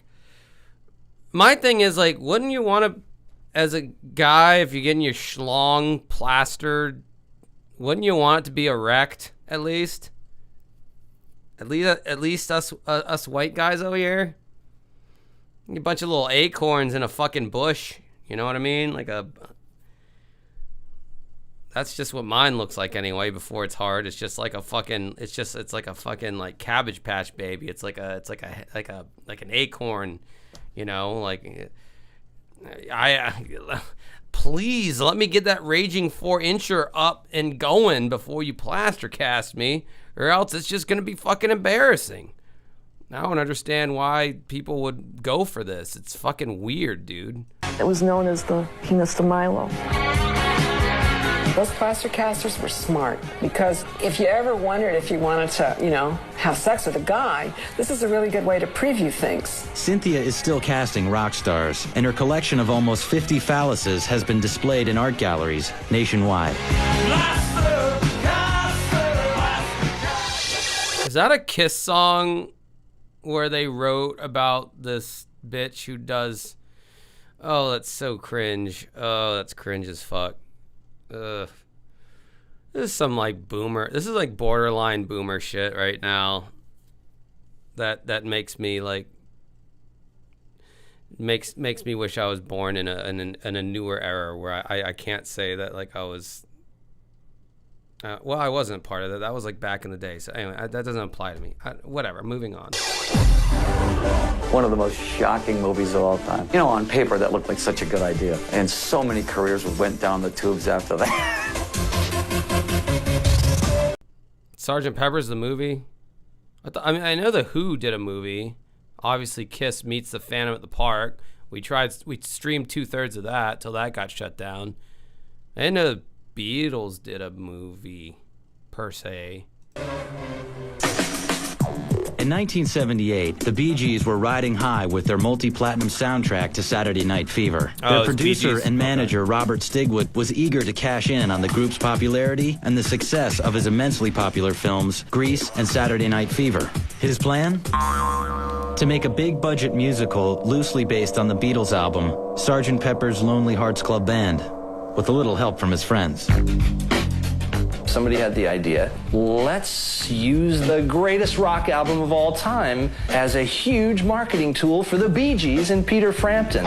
And that's where the bubble burst. My original feeling about doing anything to do with the Beatles is don't. But in the end, Peter Frampton and the Bee Gees headlined the all-star cast, which included Aerosmith, Billy Preston, and Alice Cooper. Everybody went, oh, this is going to be huge. Nobody realized what a stinker it was. And as soon as they were in the middle of it, everybody says, you know what, this is absolutely blasphemous to the Beatles. There are a lot of movies and records that were made in the 70s that just seemed like the product of excessive cocaine use. Little attention was given to the script or the fact that the rock stars had limited acting experience. When everybody realized it wasn't going to work was when George Burns had to come in and do all the dialogue because nobody could handle lines. Oh, well. On July 21st, 1978, Sgt. Pepper's opened in theaters around the country. Ticket sales were dismal, and the reviews were even worse. That was a bad movie. And it really sunk the Stigwood organization in a lot of ways. The commercial and critical bomb marked the beginning of the end for Frampton, the Bee Gees, and Robert Stigwood. It was the best of times, it was the worst of times. It was the worst. It was the best of times, we had the to worst of films. They're all dead now. In 1999, singer Carnie Wilson faced life-threatening consequences if she didn't lose weight. So she underwent a controversial surgical procedure to reduce the size of her stomach and broadcast it live on the internet. Yeah, I remember that. Wow, I wasn't there, but I remember hearing about it. Man, that 26K fucking that I can't even imagine how horrific that must have looked. The daughter of Beach Boy Brian Wilson, Carnie Wilson found a spotlight of her own with the early 90s pop trio Wilson Phillips. Don't you know, things will change, things will go your way if you hold on. But the limelight only made Carnie's lifelong battle of the bulge more difficult, and by 1999, her weight had ballooned to 300 pounds. I had to wear like corsets and pull in my fat, and my boobs were up to my chin. I could barely speak. It was pulled up so frickin' tight, you know, and that sucked. Carnie was deemed morbidly obese by her doctors, so she opted to have her stomach stapled or reduced in size. And she decided to broadcast it live on the internet. They're now making a... I would say that was a pretty fucking innovative move for way back. I mean, that was way ahead of its time. Now that would just be like a TikTok fucking live or like Instagram live, whatever the fuck. That ain't no thing now, but like that way before anyone did any of that. That was, I'll give her credit for that. That's pretty innovative. Through the lesser omentum and into the space behind the stomach. So Carnie Wilson. Well, that's disgusting. Live webcast of her stomach being stapled. It's a sad and beautiful time to be alive, I think. Carnie said she broadcast her surgery in order to let people know that morbid obesity is a clinical disease and bypass surgery can help. More than 100,000 people logged onto the webcast. This is a view of Carnie Wilson's intestines. This pretty good definition, honestly, for the time. God damn. That motherfucker must have had a T1 line, fucking rich kid. This is a view of Carnie Wilson's intestines. Since the August 1999 surgery, Carnie's lost over 150 pounds, gotten married, and reformed Wilson Phillips. Carnie Wilson's intestines. Goodbye. Trying out a new sound is always an artistic risk for a musician. But as Neil Young found out, sometimes it can also be a legal risk. Neil Young made a career out of being independent. But in 1985, after 3 experimental albums, his record label had had enough. Throughout the 1960s and 70s, Neil Young struck gold with melodic folk and rock anthems. But in 1982, Young signed with David Geffen's record label and began experimenting with brand Oh, he did the album Trans. I fucking love that record. That was a fantastic record, if that's what they're about to mention. new sounds. Yeah, I like trans women too, so it was, you know, trans all around. His first release for Geffen was the experimental techno-rock album, Trans. Dude, that album fucking fucks. You need to listen to that album if you like Kraftwerk even a little bit. Then he recorded a country album called Old Ways. I don't know about that.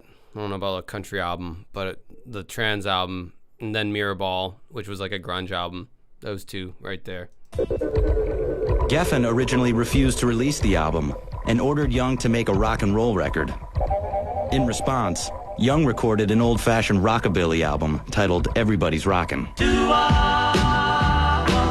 The authentic 50s rock and roll sound wasn't exactly what Geffen executives had in mind. I've been walking all night long. My footsteps made me crazy. Basically, he was making some experimentals, some different sorts of records, and they were saying, Neil Young, you're not sounding enough like Neil Young. In 1985, Geffen slapped Neil Young with a $3 million lawsuit for making unrepresentative, non-commercial music. Artists who want to stay vital always want to do new things. Record companies always want artists to remake what was successful before, and that was the battle between Neil Young and Geffen Records. Why don't you make Harvest again? The suit was eventually settled out of court. And in 1988, Young left Geffen Records and ironically soon returned to his more traditional sound. Neil Young never stopped making the records that he wants to make. And Neil Young has too much of an American spirit to be considered Canadian. I am hereby drafting Neil Young to American status. He is not Canadian. He's displayed no real forms of Canadianness. Way more Americanness. Really, in every way, sense and form. So I hate to inform the Canadians on here, but Neil Young is actually an American. He's not Canadian. And we have a $5 super chat from Derek Leaf. That motherfucker must have had a T1 line. The motherfuckers. You remember T1 lines? I only knew of rich kids who had T1 lines. It was like a myth. It was like a legend. Might be worth doing a video. Nah, there's so many like tech channels that have already done videos on T1 lines, but I'd like to research that topic because that was like the mythical, like if you had a T1 line, you were wealthy. Like that was basically having a fiber optic line nowadays. that's the victory.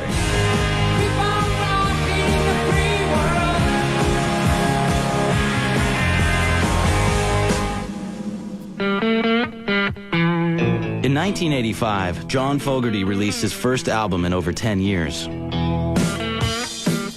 But while oh boy, did John Fogerty get fucked. Man, I don't know if anyone's gotten fucked over in the music industry worse than John Fogerty. And his very prolific band that he did in like the late 60s, early 70s. I listened to his memoir. I suck up memoirs like a fucking vacuum. And man, did he get... I feel so bad for that guy because he comes across as such like a nice, like sweet individual. And God, that guy got fucked so hard. Creedence Clearwater Revival, like that was his thing. He wrote all the songs. His band members were dead fucking weight. And his brother was even part of the fucking over. It's crazy how bad this guy got fucked over. Like with his own songs. Like I wonder how much they will expound upon this. It probably won't be enough. I feel so, I'm not even like a huge Creedence fan or John Fogerty fan, but God, did that guy get fucked so hard by his label. Raced up the charts. His manager, first off, his label, secondly, his brother, thirdly. Fogerty found himself in the middle of a bizarre lawsuit. Yep, sued for plagiarizing himself, yes, because he made a record that was like outside the purview of his former manager, and I think he sued him because it sounded too much like a Creedence record, which he is Creedence. That'd be like Billy Corgan doing a solo record, and they're like, oh, it sounds too much like the Smashing Pumpkins, so we're suing you. And it's, well, once you get into legalities and you sign contracts, I guess they can do shit like that.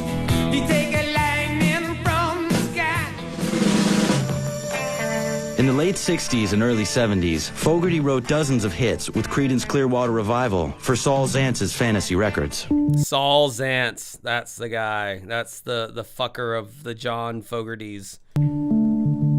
But in 1985, when Fogerty released his new single, The Old Man Down the Road, Zantz claimed it sounded too much like CCR's Run Through the Jungle and sued Fogerty. Which is a song that he also wrote. Like, what the fuck? For plagiarizing himself. The ways and notions of record companies can be strange things indeed. And so you got John Fogerty being sued for sounding too much like John Fogerty. During the 2-week trial, Fogerty took the stand with his guitar and played both songs back to back to show the differences between them. Both songs that you wrote, by the way, that, like, I can't even, I don't know, man. That's, oh, God. They call it the music business for a reason. I know that's been said ad nauseum, but no, yeah, no, they do call it a music business for a reason. God damn, that's crazy.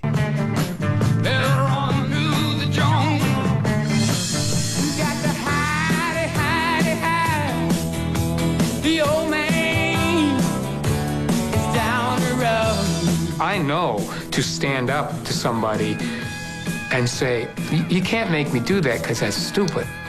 Though there was a distinct similarity between the songs, it took the jury less than 3 hours to conclude that John Fogerty was not guilty of self-plagiarism. You know, I don't think you get punished for having sort of a signature sound. I mean, that's what it is to be a memorable artist.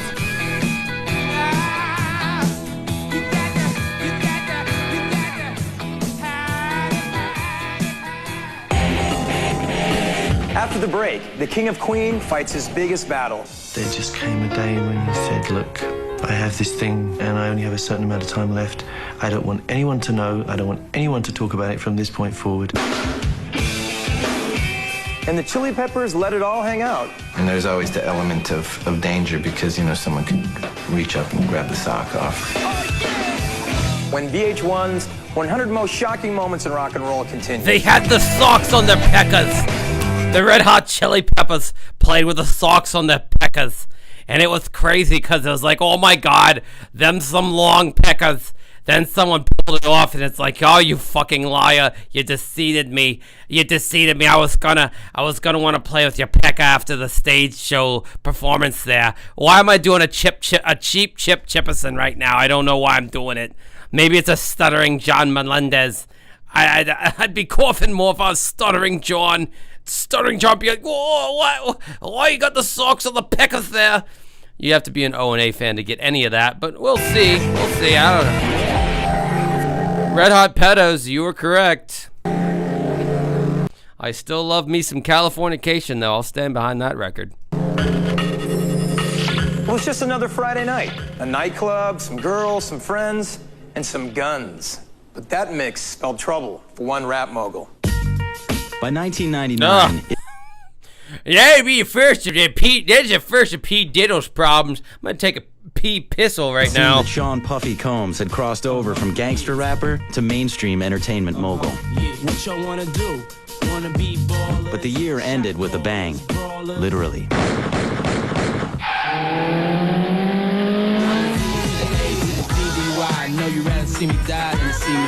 On December 27th, 1999, Puffy went out for a night on the town. When he went out to Club New York that night, he was just going to have a good time. He brought his girlfriend with him. But what happened that night was anything but a good time. Inside the club, there was an argument. Shots rang out, and 3 people were injured. In the confusion, Puff Daddy fled the scene, and minutes later was stopped by police, arrested, and forced to spend the night in jail.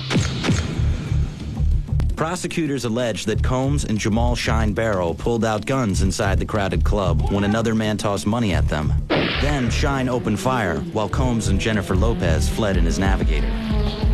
The driver claimed Puffy tried to bribe him with a diamond pinky ring and said Puffy wanted him to claim ownership of the guns. After posting bail, Puff Daddy told a different story.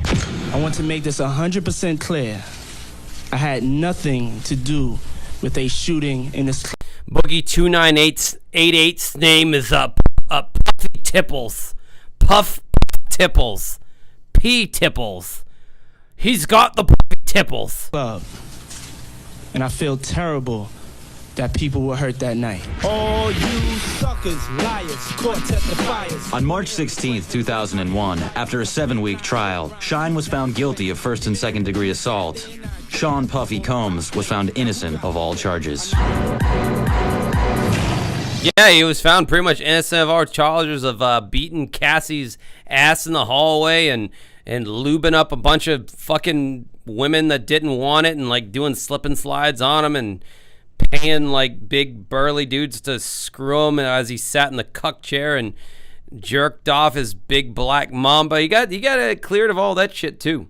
Don't worry, justice comes for Puffy no matter what decade it's in. He just has that kind of effect where he just can do no wrong. You know how many parties that guy had that, you know, the white tie affairs and all that kind of. I bet those fucking hors d'oeuvres, the quiches there, must have been very flavorful for people to not want to step up and testify against the P Diddles. Is the quiche was very delightful. And there might have been some good party favors over there. There just came a day when he said, look, I have this thing. Freddie Mercury has AIDS. Is that really one of those shocking moments? I feel like that's a no shit Sherlock moment. But according to VH1 in 2001, that's like still news. Many years after Freddie Mercury was already dead. And I only have a certain amount of time left. I don't want anyone to know. I don't want anyone to talk about it from this point forward. Freddie Mercury, the charismatic lead singer of Queen, led the band to the peak of rock and roll success.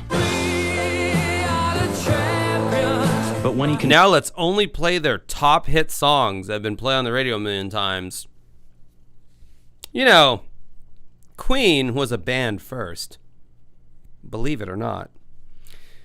You don't write the songs that Queen wrote if you're just fucking around. And not only did they not, like, to my knowledge, I'm shooting from the hip here, but like from my recollection from reading the liner notes, all songs were written by the 4 dudes.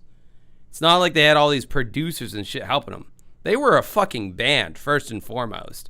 They put, I mean, yes, Freddie sold it with the imagery and all that, but like in the studio, it was like work time, and they like buckled the fuck down. How the fuck do you make a song like? As much as I would never want to hear the song again because people have killed it on karaoke for me, how do you write a song like Bohemian Rhapsody if you're not buckling the fuck down in the studio and getting some real work done? Or even Prophet Song off a Night at the Opera with that vocal middle bit, or I don't know, any of their fucking songs. These guys like fucking, it's lightning in a bottle. And then you had this charismatic frontman on top of that. Yet I don't know, I feel like Queen gets treated as like this, they had this gay-ass lead singer who pranced around on stage. Isn't that crazy? It's like, can we look at the band as like they are peers with like all the, like Aerosmith. I mean, Queen is arguably way better than Aerosmith. But all those big stadium rock acts of the 70s, Queen stood shoulder to shoulder with these bands and continued on making great records into the early 90s. Fight Me on Innuendo. That is a fucking fantastic record, and Freddie knew he was dying of AIDS.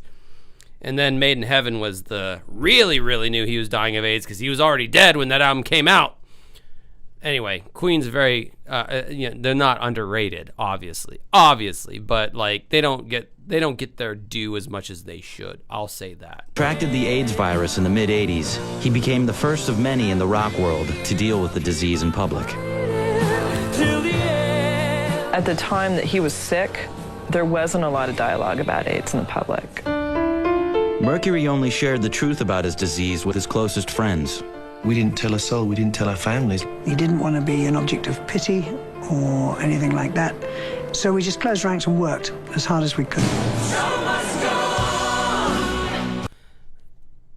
Midnight Space, I see you in the chat, vying for attention. What is your specific issue with Queen? Do you even like classic rock or that genre of rock? If you're not a fan of this genre, I understand that, but do you have a problem with Queen specifically? If so, I would like to know. Unless you're just a big old homophobe. I'm not even going to say that. But I would like to know what your issue is with Queen. Queen retreated to the studio and tried to conduct business as usual. But Freddie's appearance led the British tabloids to speculate on his health. The newspapers in England were so brutal and vile. And I just think, you know, it's a bit like coming out of the closet. It's like everybody has their time, and you have to do it when you feel safe. On November 23rd, 1991, Freddie Mercury announced to the world... I just feel like you guys haven't heard the right Queen songs. I just feel like you've only heard like the bullshit they've played on the radio for the last 50 years. I feel like you haven't heard like the deep cuts that rock really hard that like no one's heard because that's the nature of fucking radio. ...that he had AIDS. He died the next day of pneumonia and became rock's first major AIDS casualty. Oh, mate, you're going to put the U in favorite, signaling to me that you're clearly British, and you're going to say that Queen stinks? You're going to say your favorite band is the fucking Rolling Stones? Oh, man, I don't know about that. You got some kind of like fucking... You got some kind of complex going on over there? Did you change in the changing room with your mates, and you looked at one of your mates, and you're like, oi! His six-pack abs get me a little bit of bulge in my nether regions. Now I hate Queen. If that's the case, I can't help you there. That's on you, man. It's all projection at that point. In April 1992, 72,000 fans and a roster of stars, including Annie Lennox, David Bowie, and George Michael, paid tribute to Freddie Mercury at a Wembley Arena memorial concert. Him dying from it, I think that brought a lot of awareness into the rock and roll world about AIDS. The proceeds from the concert were donated to AIDS charities around the world.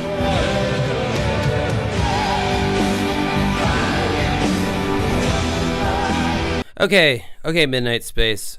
Just listen. Okay, listen to Innuendo. I think it was their 1991 album, or listen to the song like "Death on Two Legs." That guitar riff, just in Freddie Mercury's vocal delivery, fucking "Tie Your Mother Down." Even that was probably a more common radio song in the UK than it was in the States. I don't know. They have so many like great songs that people focus on. They almost like hyper focus on the theatrical gayness of Queen, but there's some like really like great. Not saying like the gay stuff isn't great, but like there's some shit for straight dudes in there, you know, that's good too, man. Like, it's not just, it's like, if you say you like Queen, it's not like your girl's, like, forcing you to go see a play or go ice skating or something. Like, there's, like, some, like, fucking, they were, like I said, they were a band first. Like, they put the talent first, and all that other shit was just to sell the thing because they were smart and they knew how to market. It's exactly what Lil Nas X did recently. Well, in recent memory, he trolled the fact that he was gay and did all that shit, and it fucking moved units. And had he not done that, then maybe it wouldn't have as much. I know for a fact it wouldn't have as much. And now he fell off because that's music nowadays. People are hot for 2 years and then they fall off. Back then it was different. You had like at least a 15-year career, but whatever. Moving on.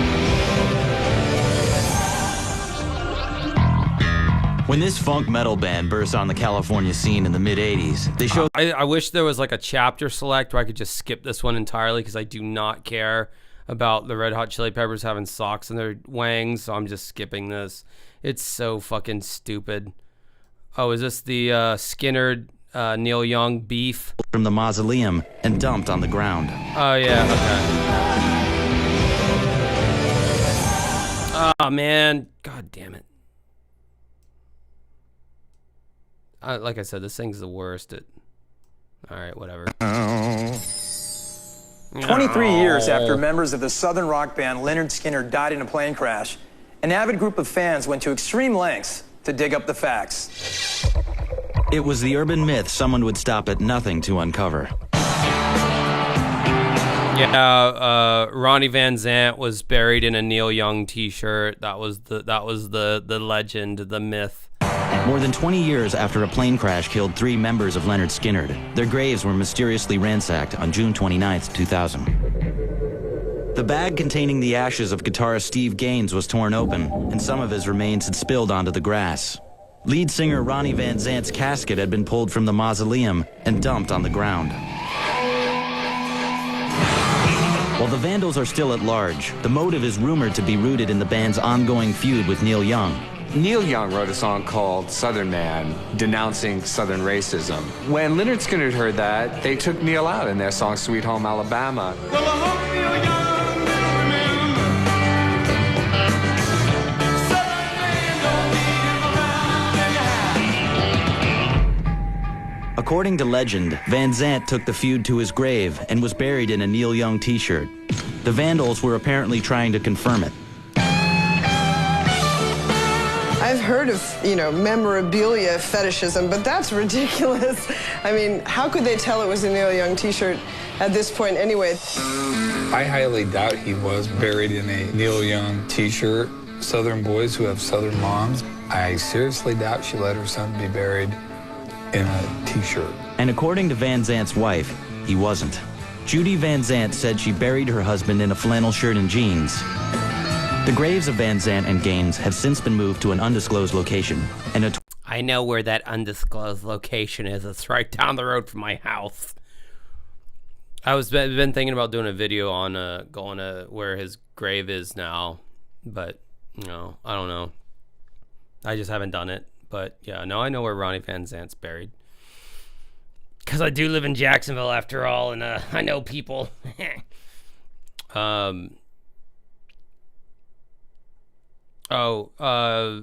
Midnight Space. No, I don't give a flying fuck about the Rolling Stones. Here, this is gonna poke you in the eye even more. Paint It Black is probably the only song I really like by the Rolling Stones, mainly because it doesn't sound like anything like the Rolling Stones. So there you go. $28,000 reward has been offered for information on the Vandals.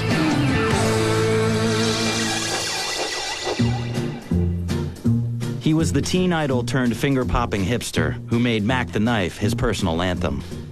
But Bobby Darin's world collapsed when a shocking revelation forever altered his life. Oh, the shark bait. He fucked his sister. Has such teeth there. By 1968, Bobby Darin had overcome a weak heart and childhood illness to become a famed singer and award-winning actor. He'd grown up in a poor but loving Bronx, New York home with his mother Polly and sister Nina. And in 1968, it was Nina who could no longer hide the truth from Darin. The story was this. When he was 32 years old, Nina, the woman he had known his whole life as his devoted, if much older, sister, revealed to Bobby in a Las Vegas hotel room that she was, in fact, his mother. Ah, yeah, that'll do it. A secret she had kept from the entertainer his entire life. In 1936, Nina had become pregnant by a boyfriend, but unwed teenage mothers were unheard of in their tight-knit Italian neighborhood. So Nina and Polly moved elsewhere until Bobby was born, and then raised him as Polly's son and Nina's brother to avoid scandal. Darin's world was understandably shattered, and his relationship with Nina never fully recovered. But the entertainer went... It's like that episode of Sopranos where Paulie finds out that his aunt is actually his mom, and his mom's like nobody or something. I guess it happens to Italians a lot, or it did back in the day. On to make music and films for another 5 years before dying during heart surgery in 1973. Some say he had never recovered from what had been the most shocking moment of his life.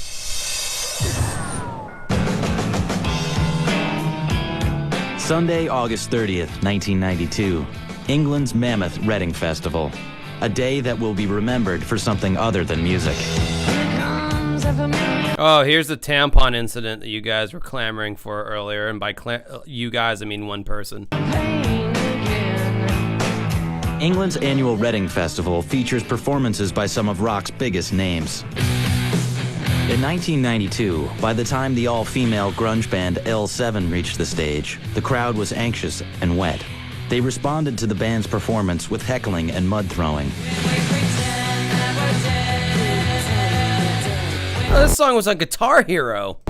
Finally, fed up with the situation, singer Danita Sparks turned around, reached into her underpants, and pulled out her blood-soaked tampon. She then threw it into the crowd. They needed girl stink! With the cry of, "Eat my used tampon." That's just bloody vile. I think that's bloody vile.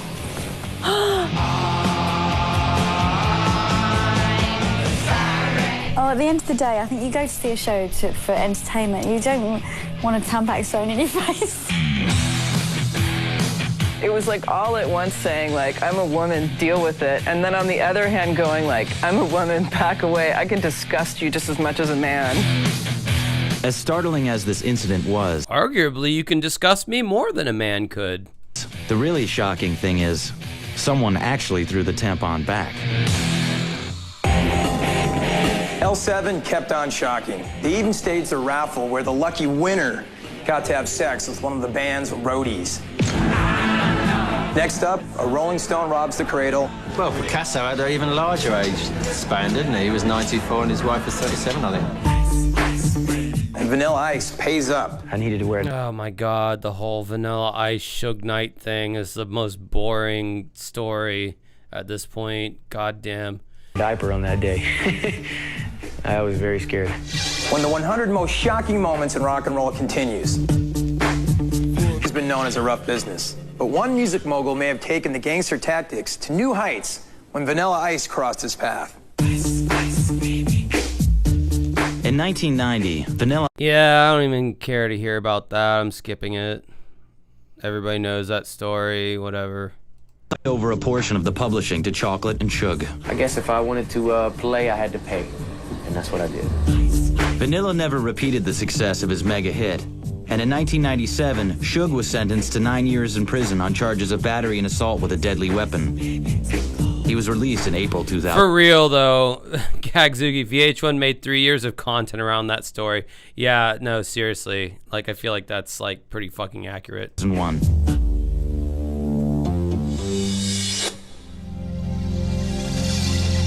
This is a really smart man who just made a mistake. That's it. Don't turn him into that. Was that NXS? Lead singer NXS, what's his name? He slipped and fell and lost his sense of smell. Mythic figure that drinks himself to death. Or, yeah. Jumps off a Yeah, he building. killed himself. It's a much more interesting character. Right? Yeah, Michael Hutchins. There you go. Throughout the 80s, NXS and their charismatic lead singer Michael Hutchins dominated the pop charts around the world.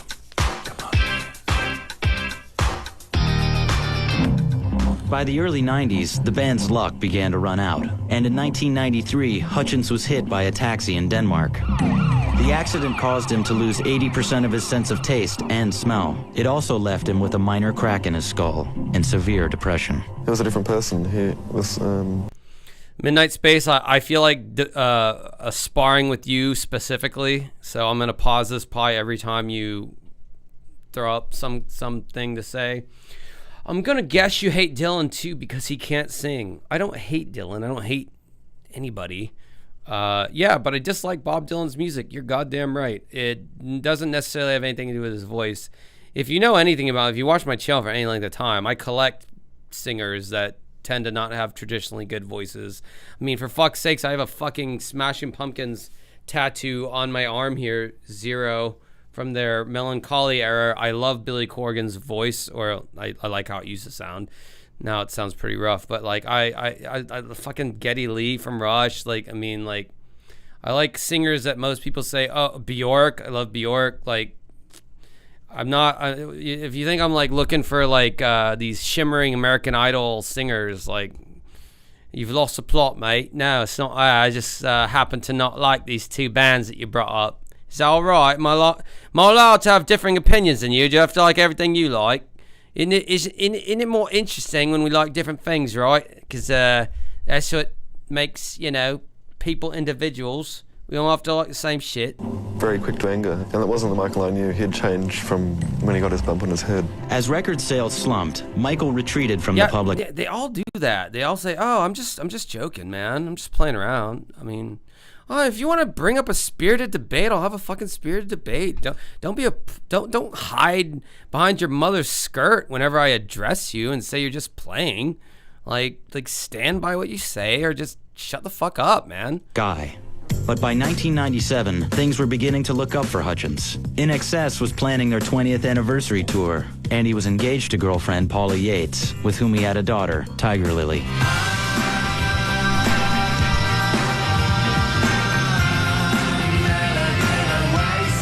He seemed very happy, actually. I mean, he never stopped talking about Tiger. The light of his life was Tiger Lily. But no one was prepared for what was about to happen. On November 22nd, 1997, Michael Hutchins was found dead in a hotel room in Sydney, Australia, of an apparent suicide, hanging by his belt in a doorway. The phone rang and this reporter said, would you like to comment about Michael? And I said, what do you mean, the tour or what? He said, oh, and he hung up. And I just went cold. And I feel like a third of these clips are taken from the behind the musics that they did of like all these people on this list at this point. I mean, fair enough. You got to farm clips from somewhere. Why are you gonna reinvent the wheel here? But I feel like I've like seen a lot of these clips because I watched VH1 pretty religiously. It was pretty cleared by my parents as like a cleaner version of like MTV. So like I typically didn't get any static from my parents if I was watching VH1 rather than whatever MTV had on at the time. Just as I left the room there, there was a knock at the front door and the police came. I just couldn't believe it. While friends and family mourned their loss, rumors quickly spread. Tabloid reports claimed Hutchins had accidentally choked to death during a sex act, or that he'd killed himself while distraught over a recent argument with Paula Yates' ex-husband, Bob Geldof. In the end, a coroner's report found traces of cocaine, Prozac, and alcohol in Michael's bloodstream, and ruled the death a suicide by hanging. Very hard to come to grips with. Such a waste, such a great talent. There's only two people in the world who will actually know what happened that night, and that's Michael and God. I'll mourn him for the rest of my life.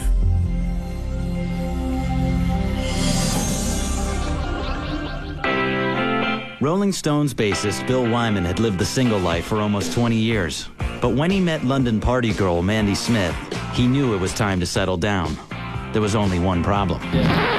She was 14. I could see that being a little problematic. I could see that being a little yeah, I could see his lawyers getting like a lot of overtime on that one, getting a lot of overtime rates, burning the midnight oil to try to spin that into some way that's publicly acceptable, which you could probably do in 2001 still for some weird reason. Probably 16 years before the Me Too movement. Who knows what could happen? After 5 years of dating, Bill and Mandy were married just after her 19th birthday. Well, Picasso had an even larger age span, didn't he? He was 94 and his wife was 37, I think. And that worked. At the time, 52-year-old Wyman admitted he had slept with over 1,000 women, but swore he'd put all that behind him. We've made a vow and that's it. Tore up the address book. Everything's gone. You've thrown your phone book away? Yeah. The whole lot? Everybody's been trying to buy it off me. They were asking me if I was going to auction it at Sotheby's. Most friends wished them well. I wish him lots of luck. I think it's a very good idea he got married. I'm glad he finally taken the plunge. Others weren't so sure. I don't think it's a good match. I said I'm happy for him. I mean, I don't know anything about it. Do you think he's settled down? That's another story, I don't know. your dad, and you're my daughter. And after just a few weeks of marriage, Bill left on a year-long tour with the Stones. Mandy spent most of her time in and out of hospitals for eating disorders. The couple divorced less than 2 years later. But the story didn't end there. A few years later, in a shocking twist, Bill Wyman's 30-year-old son was engaged to Mandy's 46-year-old mother. They didn't make it to the altar, but had they gone through with it, Bill Wyman would have been his ex-wife's step-grandfather. When we come back, I mean, I don't know. I have no notes on that. That's the perfect Romeo and Juliet story, if you ask me. I mean, I have no notes. a diva fights for her life. My spinal cord was resting on a sliver of bone that was it was razor sharp. And Studio 54 gets busted. I don't want to mention any names, so don't ask me. But everybody you ever heard of, doing everything you ever imagined. Next on VH1's 100 Most Shocking Moments in Rock and Roll. Even if I could go to that time, it just seems so fucking just stupid. Like, I don't know. Like, I don't know. It just sounds so fucking, like, this whole Studio 54 and all that shit's like, I don't know. Michael Jackson showed up to Studio 54 and he just went, and then he like did a few spins and then he like left. Like, he didn't do any of the drugs or anything. It's like, that's probably what, honestly, I probably would have done what MJ did. I'd show up to Studio 54 and I'd be like, and then I'd spin around on the floor and then I'd walk out. Honestly, like, I don't think I'd be like hanging out there. Honest, like, I don't do blow or any of them drugs. I'd be like, give me a Mick Ultra, and then I would like see, I don't know, Keith Richards fucking some dude in the ass or something. I don't fucking know, whatever he does or whatever he did, and then I'd just be, this is a Hollywood cliche, New York cliche, whatever.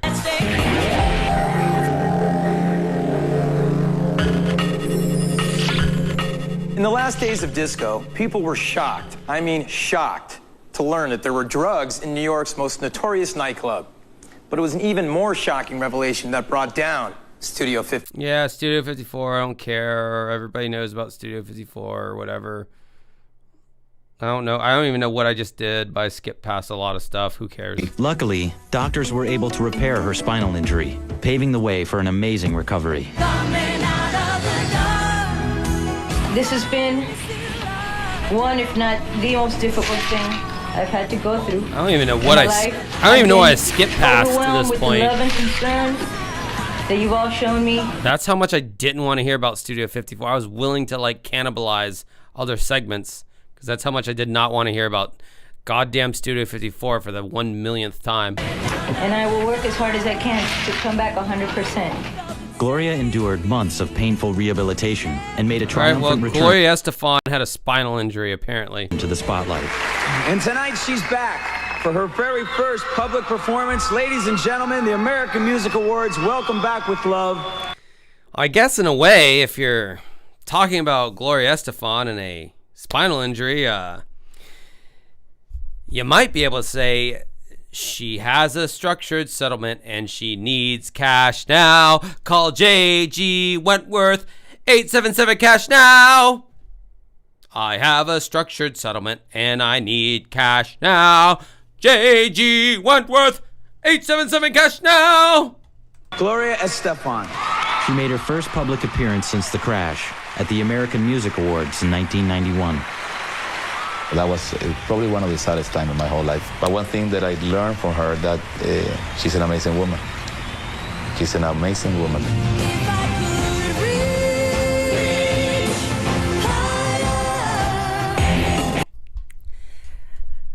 I don't know this for a fact, but I'm going to go out on a limb here, and I'd say that the Hispanics, the Browns, the POCs, the people of the colors, I think they like the Gloria Estefans and the come on, baby, come do that rumba, don't make me wait any longer.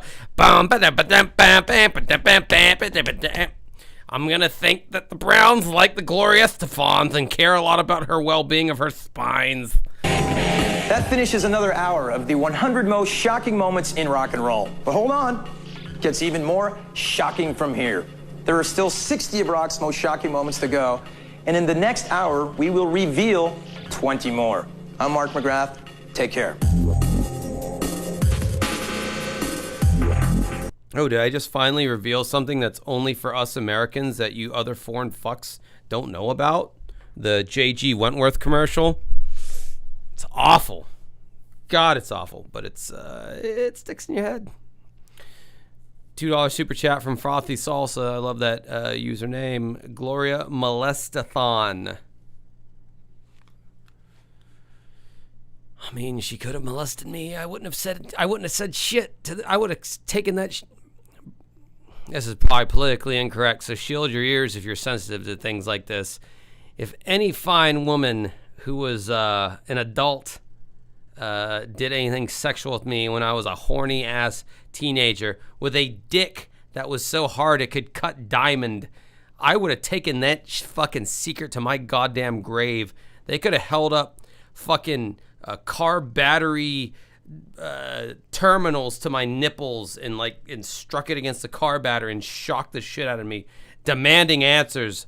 And I would have taken that shit to my grave. That's just me. That's my story. That's my truth. Fuck you. You can't tell me that my truth is right or wrong. That would have been my truth. I can swear on a Bible or Quran or whatever you want me to swear on. That would have been my truth. So if Gloria Estefan wanted to make me into a man, God damn it, she could have done it as soon as I got an erection, which was kind of young. Kind of problematic what I'm saying. Oh well, Josh After Dark. It's after midnight. It's fine. It's your money. Use it when you need it. I almost feel like I need to bring this commercial up now. All right, let me jot down this time code. Other foreign people need to see what us Americans have known about for far too long. Give me one memento, por favor.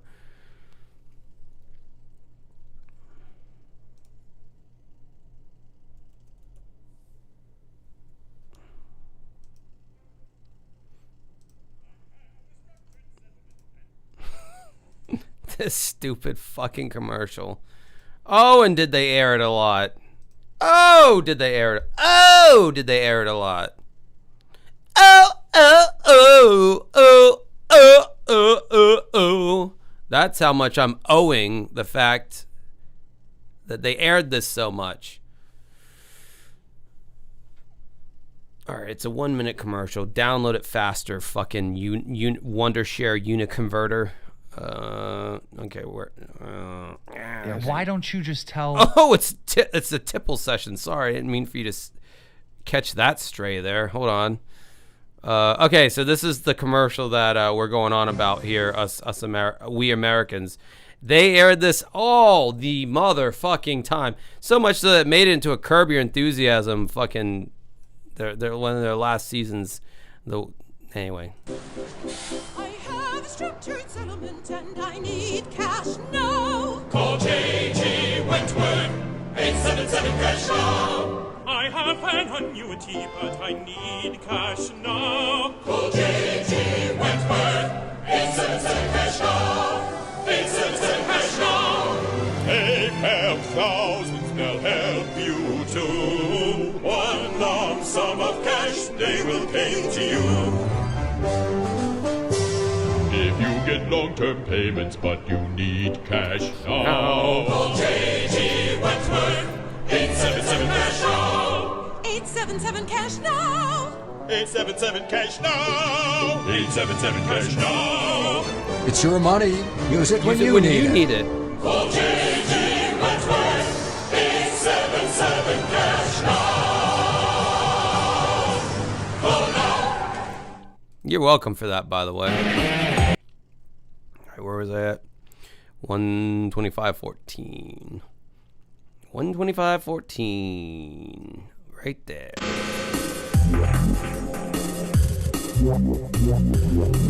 Wop, wop, wop, wop, wop. Lisa, burn the house down. Lisa Left Eye Lopez burned her man's house down because he cheated on her or something.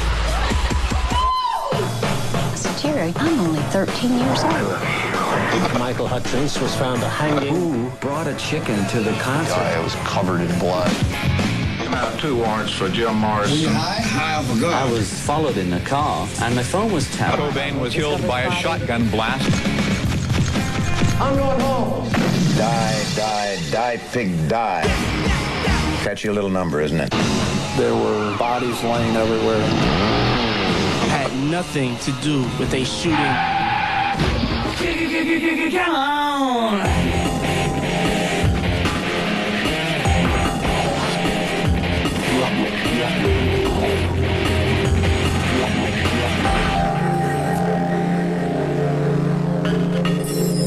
This is VH1's 100 Most Shocking Moments in Rock and Roll. I'm Mark McGrath of Sugar Ray. There are rock stars who try to shock us, and then there are rock stars who shock us just by being themselves. In this hour, we'll look at both kinds. VH1 has come up with a list of the 100 most shocking moments in rock history. We're counting them down, we got 60 to go. We start this hour with a rap group whose lyrics reached new heights of nastiness. Their 1989 album got plenty of play, but a lot of it was in the courtroom. 2 Live Crew, Me So Horny. Yeah, I already know about it. I don't care. It was now banned in the USA. It was illegal to buy, sell, or even perform songs from the album. Police raided stores selling the record. Fort Lauderdale authorities arrested store owner Charles Freeman. He had refused to stop selling the group's best-selling album, As Nasty as They Wanna Be. 2 Live Crew appealed the obscenity ruling and took matters into their own hands. The band organized a concert and performed the illegal songs in protest. After the show, they were charged with obscenity for singing their own songs. It was a fight, and I knew if they got me, they'd have killed the whole rap industry. The Court of Appeals... No, I think rap did just fine after your shitty record fizzled out, but all right, go on, King. Eventually overturned the obscenity decision and cleared 2 Live Crew of all the charges. Verdict. The defendant is not guilty. I don't think any other musician in this century has had this kind of effect on the law that Luke had. The Flaps certainly had an effect on 2 Live Crew record sales. The album went platinum and sold over 1 million copies in just 4 months.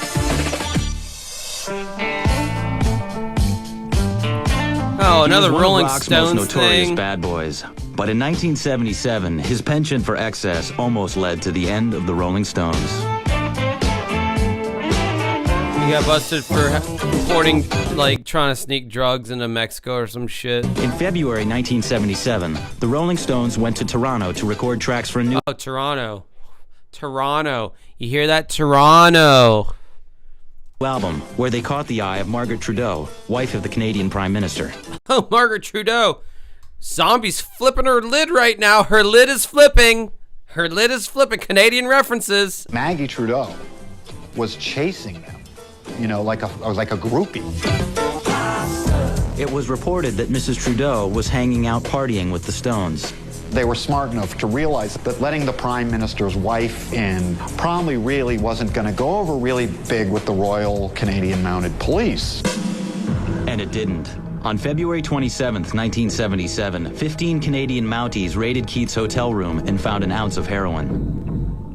An ounce? Keith was charged with possession of a controlled substance with intent to traffic. If convicted, he faced 7 years to life in prison. I kissed it all off at that point. When they dragged me off, man, they said bye-bye to the kids, the family, the band. Well, I'll see you in about 7 years. But the court was looking for a way out of a delicate political situation and found it when a young blind woman came forward to defend Keith's character. There was this blind woman in Canada, and he used to arrange for her to get rides to the show, and she went to the judge. Equally shocking was the judge's ruling. The judge gave Keith a 1-year suspended sentence, a year's probation, and ordered him to perform a benefit concert for the blind. He would have done some serious time had it not been for this benefit concert for the fucking blind. I mean, I guess that makes sense, but it just doesn't. Sounds weird on some level. Benefit concert for the, like, God, can you imagine, like, the the coordination you'd have to, all those blind people, all the drivers and people that take the other blind person's arm and guide them to things or whatever the fuck's going on there. Like, that sounds like that would be a fucking logistical nightmare. They were looking. All the steps in the goddamn Coliseum just sounds like a blind person's worst nightmare. For a diplomatic way out of this situation. After all, the Prime Minister's wife was involved. She's kind of a hottie. Anybody can get buzzy for an ounce of smack in the hotel room and get sentenced to a concert for the blind. That's got to be in the Guinness Book of Records.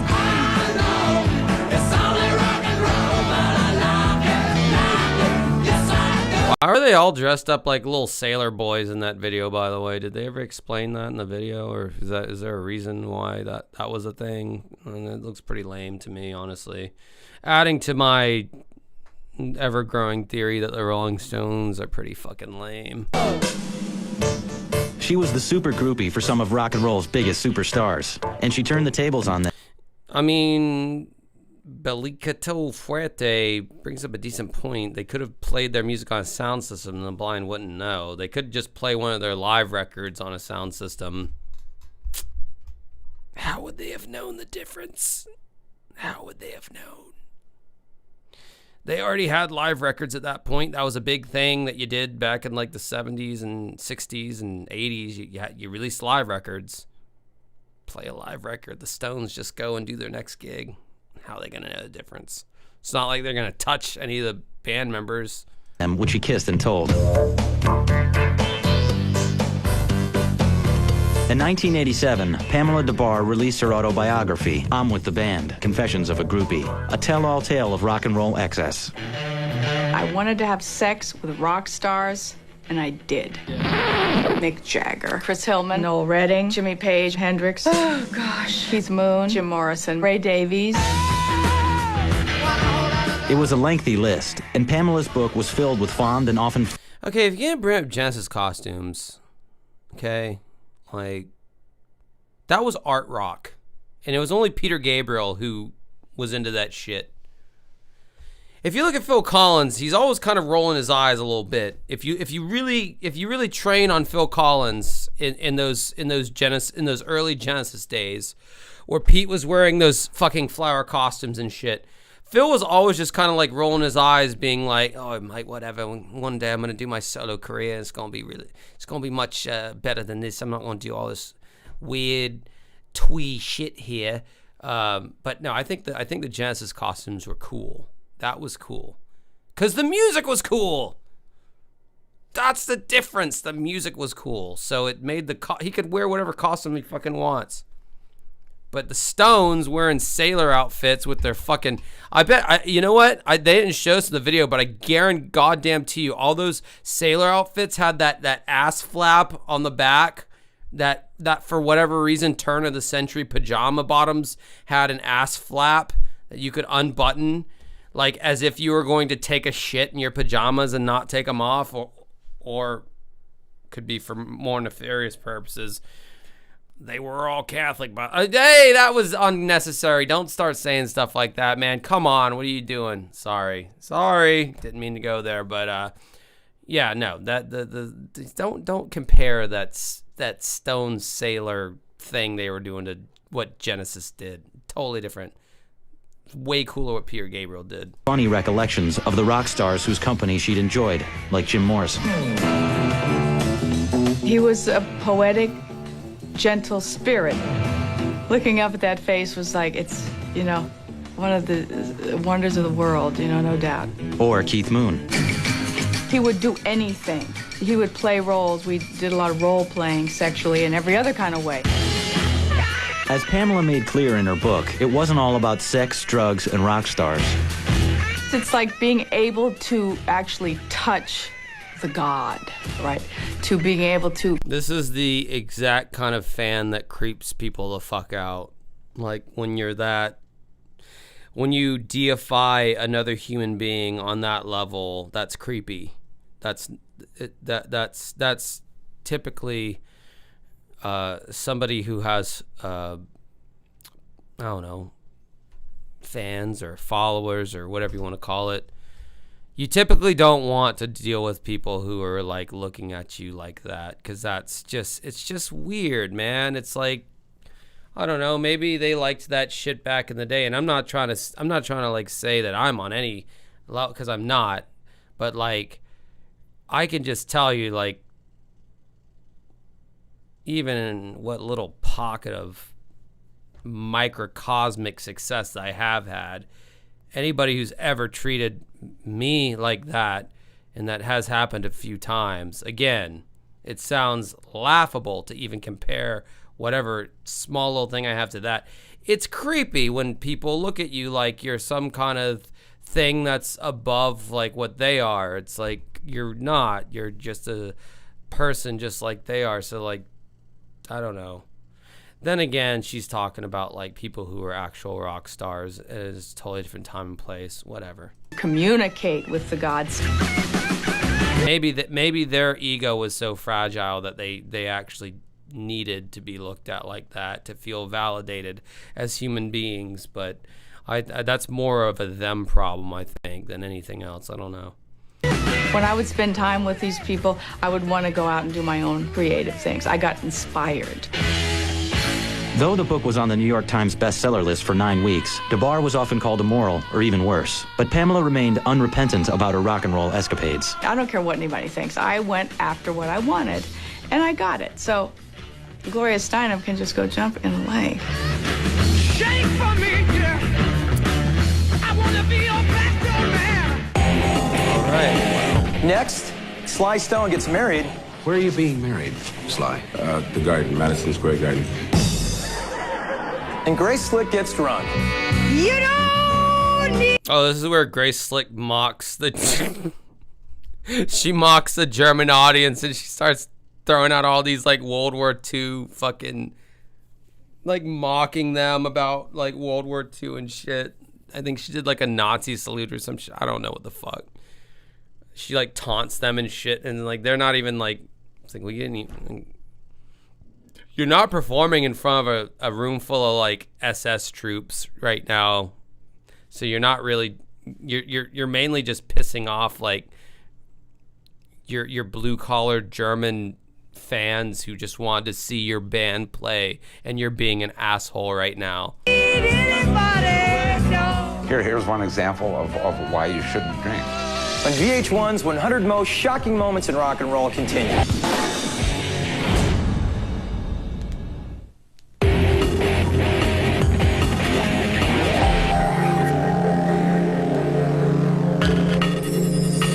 The 1970s were a strange trip for Sly Stone.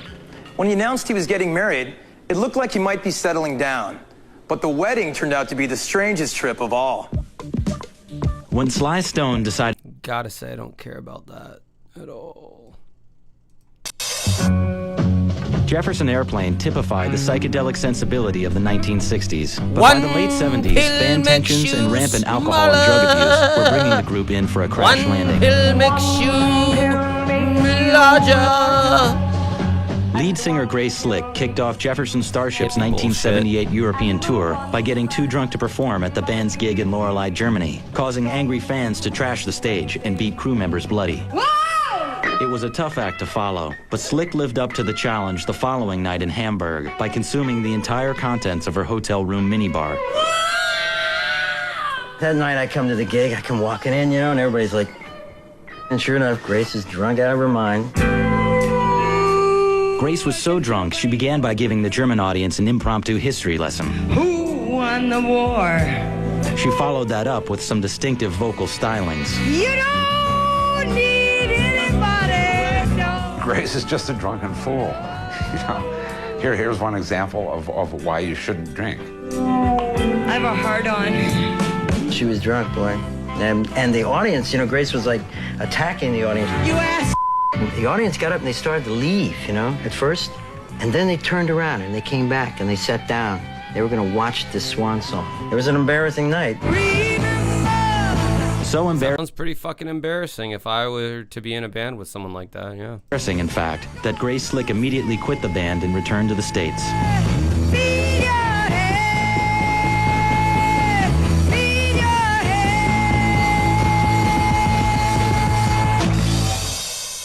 It was a tragedy rock fans will never forget. The horrifying accident at Curtis Mayfield's last concert. He was one of soul music's most prolific artists, a singer, songwriter, and champion of civil rights. But a freak accident changed his life forever. Oh yeah, some like fucking big ass light or like some truss rod like fell on his ass and it like it made him like a quadriplegic. And then he released the next album that he released was called God Hates Me, and it was like a fucking Slayer level shred album. That's false, but that would be cool if that actually did happen. Now the actual thing with the thing falling on him becoming a that did happen. But the next album he released should have been called God Hates Me, and it should have been like a Slayer level like shred, like 80s classic shred record. And then he's like this black soul singer doing vocals over that. That would have been interesting. And I'm sure with AI, some fucks already made that on YouTube, but he should have just done that before AI. That would have been cool. That would have been cool. In the 60s, Curtis Mayfield led the Impressions to enormous success by incorporating urban commentary into soul music. In the 70s, he achieved even greater fame as a solo artist. Mayfield's career cooled off in the 80s, but by 1990, he was poised for a comeback. On August 13th, he was set to perform at an outdoor concert in New York. I walked up the backstage with my guitar, ready to perform, took about 3 steps toward the front, and I guess the lights went out. A violent gust of wind ripped through the stage, knocking down the 500-pound lighting rig. It fell on Curtis, crushing 3 of his vertebrae. Mayfield suffered permanent damage. He would spend the rest of his life confined to a wheelchair, paralyzed from the neck down. I guess the first thing set in was, this is a crisis. The important thing is that I don't allow myself to die. Curtis had a capacity of never... Oh, here's the guy that everybody hates. Reverend Al Sharpton. He's never met a tragedy he doesn't like. Or some kind of racial bullshit where he can insert himself and his fucking agenda. He's a grifter. I hate Al Sharpton. Seeming to feel sorry for himself. I've never asked why me. I've never cried about it. This is the worst thing that could have ever happened to me, and life still goes on. Mayfield suffered through 9 years of round-the-clock care. Despite failing health, he managed to record a new album from a hospital bed in the studio. I think it became an embarrassing lesson for many of us that had so much more to work with and did so much less with it. Like you. In March of 1999, Curtis Mayfield was inducted into the Rock and Roll Hall of Fame, but the singer was too ill to attend the ceremony. 9 months later, he died of complications from his accident.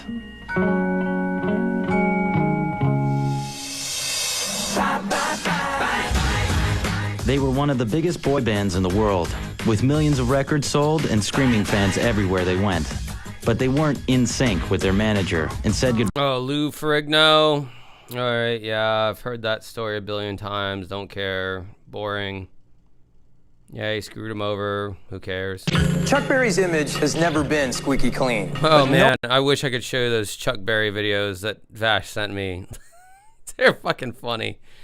But you see his huge anaconda, but he's like literally farting right in these chicks' faces. Which is my ultimate goal. If I become as big as Chuck Berry ever did, which will never happen. I don't know. Maybe if I get rich enough, I'll have an island where I just fart in girls' faces. It's a joke. Strike that from the fucking record. I didn't mean it. Calm down. No one was prepared for what police discovered in the bathroom of a St. Louis restaurant. A dump. Chuck Berry has had his share of scrapes with the law, but he nearly flushed his career down the toilet when his private video collection became public.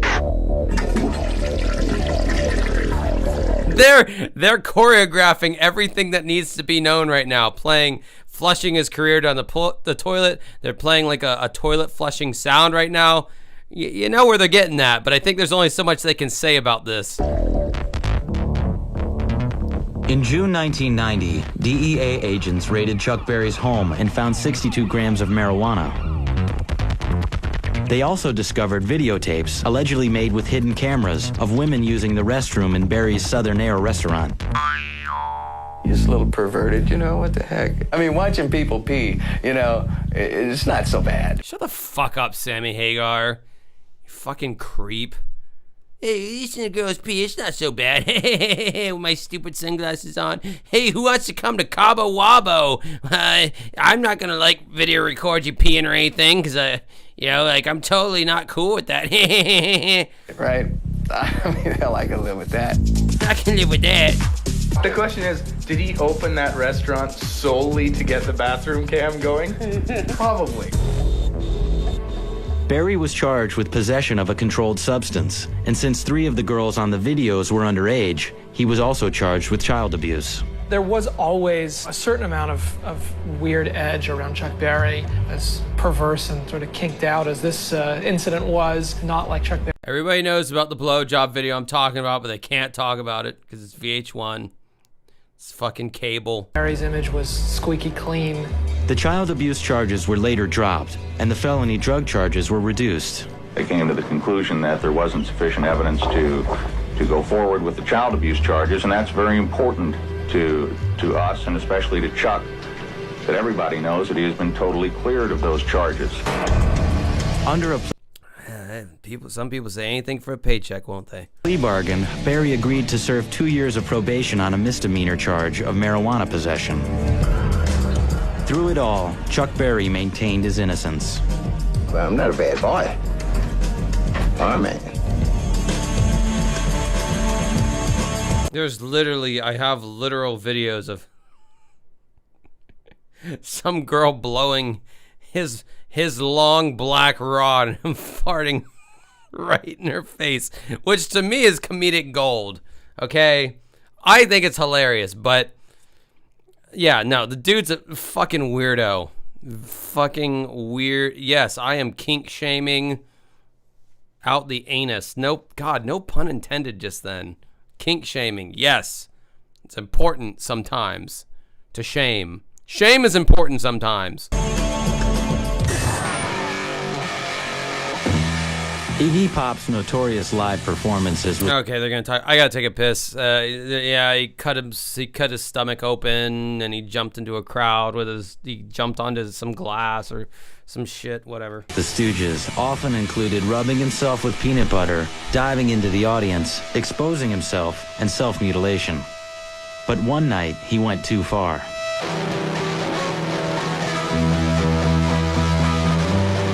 In 1973, Iggy Pop and the Stooges were booked to play a concert at Max's Kansas City in New York.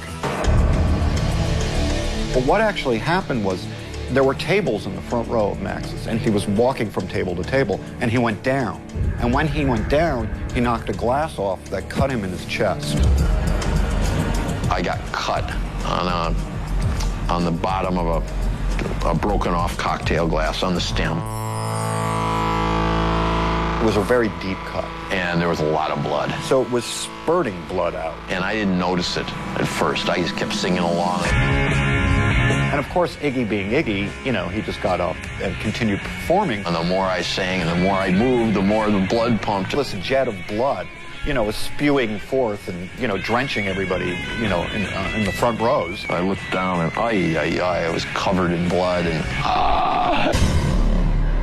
When people were turning their heads and trying not to look, he saw the reaction he got out of them, and I think he liked it.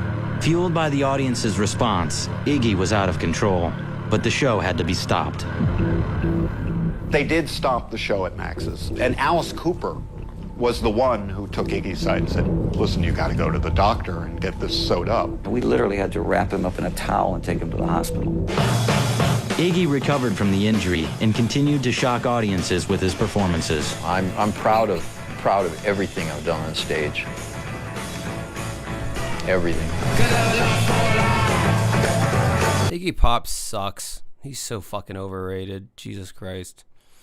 Yeah, I get the Stooges were like some of the first like punk rock. They're one of the first punk rock bands. And that's great and all, but yeah, I don't see it. It's not the vibe for me. Mr. Freed, did you ever accept payola to play a record? No, I did not. Ooh. Payola. There's something I can sink my teeth into. That goes on to this day. As the top DJ at WINS in New York, Alan Freed defied the musical taste of the old guard, replacing Bing Crosby with Bo Diddley and dropping Frank Sinatra for Little Richard. If he played that record for you, it was a smash. At the time, it was standard practice for record companies to give DJs money as incentive to play their records. It was known as payola.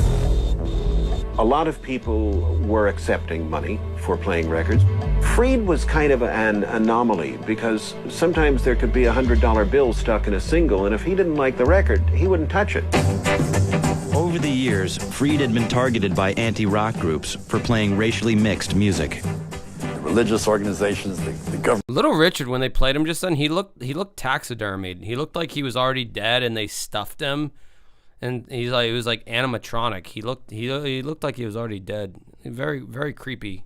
Organization. I hope they don't show him again. Frowned upon Alan Freed playing mainly black music. He's going to divide this country with this kind of music, and he's doing it now. The moment payola came into the picture, they saw their chance to get Alan Freed off the air. In 1959, when the government began hearings on payola practices among top DJs, they focused on Alan Freed. People came out from the woodwork saying they gave Alan this, they gave Alan that. They got him investigated. There were a lot of people who admitted to the Senate committee that they took 10 times what Freed ever took, and nothing ever happened to those people at all. While many of the DJs were able to prove that Es war ein Jude vielleicht, if you know German. Their business practices were legal, Alan Freed was not. They hit Alan with like 26 counts of commercial bribery, receiving money to play records. One day he was the king of rock and roll, the biggest thing going, and the next day he was off the air. Freed pled guilty and was fined only $300, but alcohol abuse ruined his remaining years, and he died in 1965. I'd be like that sometimes.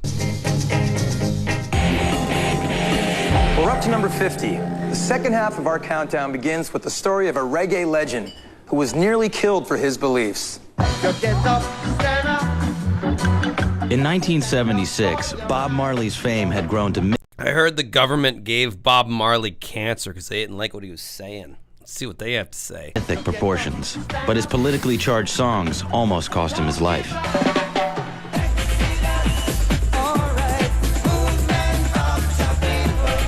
In the midst of a violent election campaign between Jamaica's prime minister and his right-wing opponent, Bob Marley agreed to lend his enormous popularity to a free concert for the prime minister 10 days before the election. 1970. Did you guys know that Bob Marley's dad was a white guy? He was mixed. Go figure. In Jamaica, it was felt that Bob Marley's endorsement of a political candidate could actually shift that campaign to that candidate.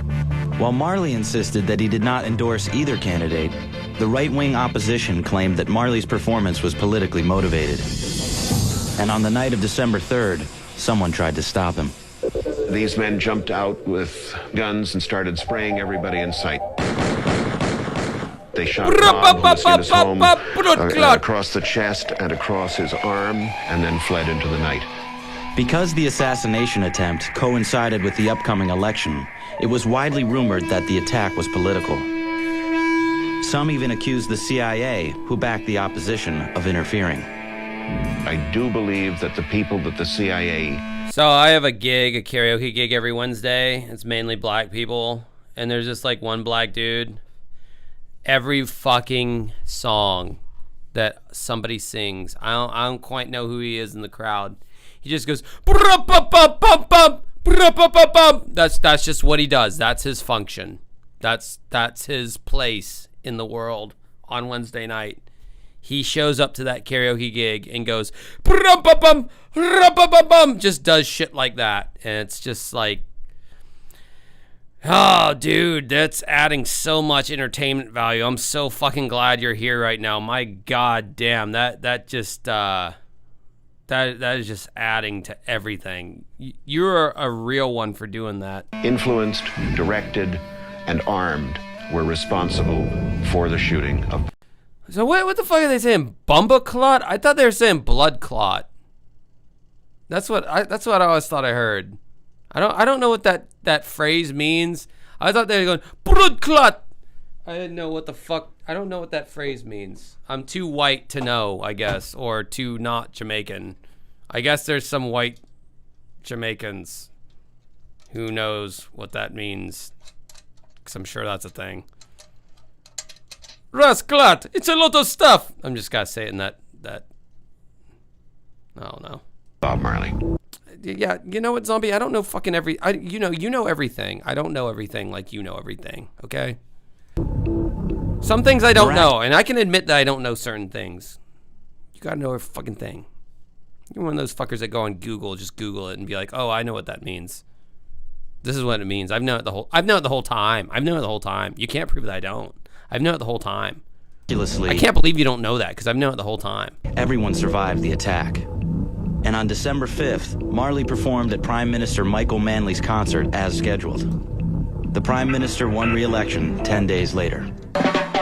Get up, stand up, stand up for your right one more time. The fact that the gunman came and shot him. You know, one thing I'll say about Bob Marley, Mr. Robert Marley, he had some hooks. He did. He had some hooks.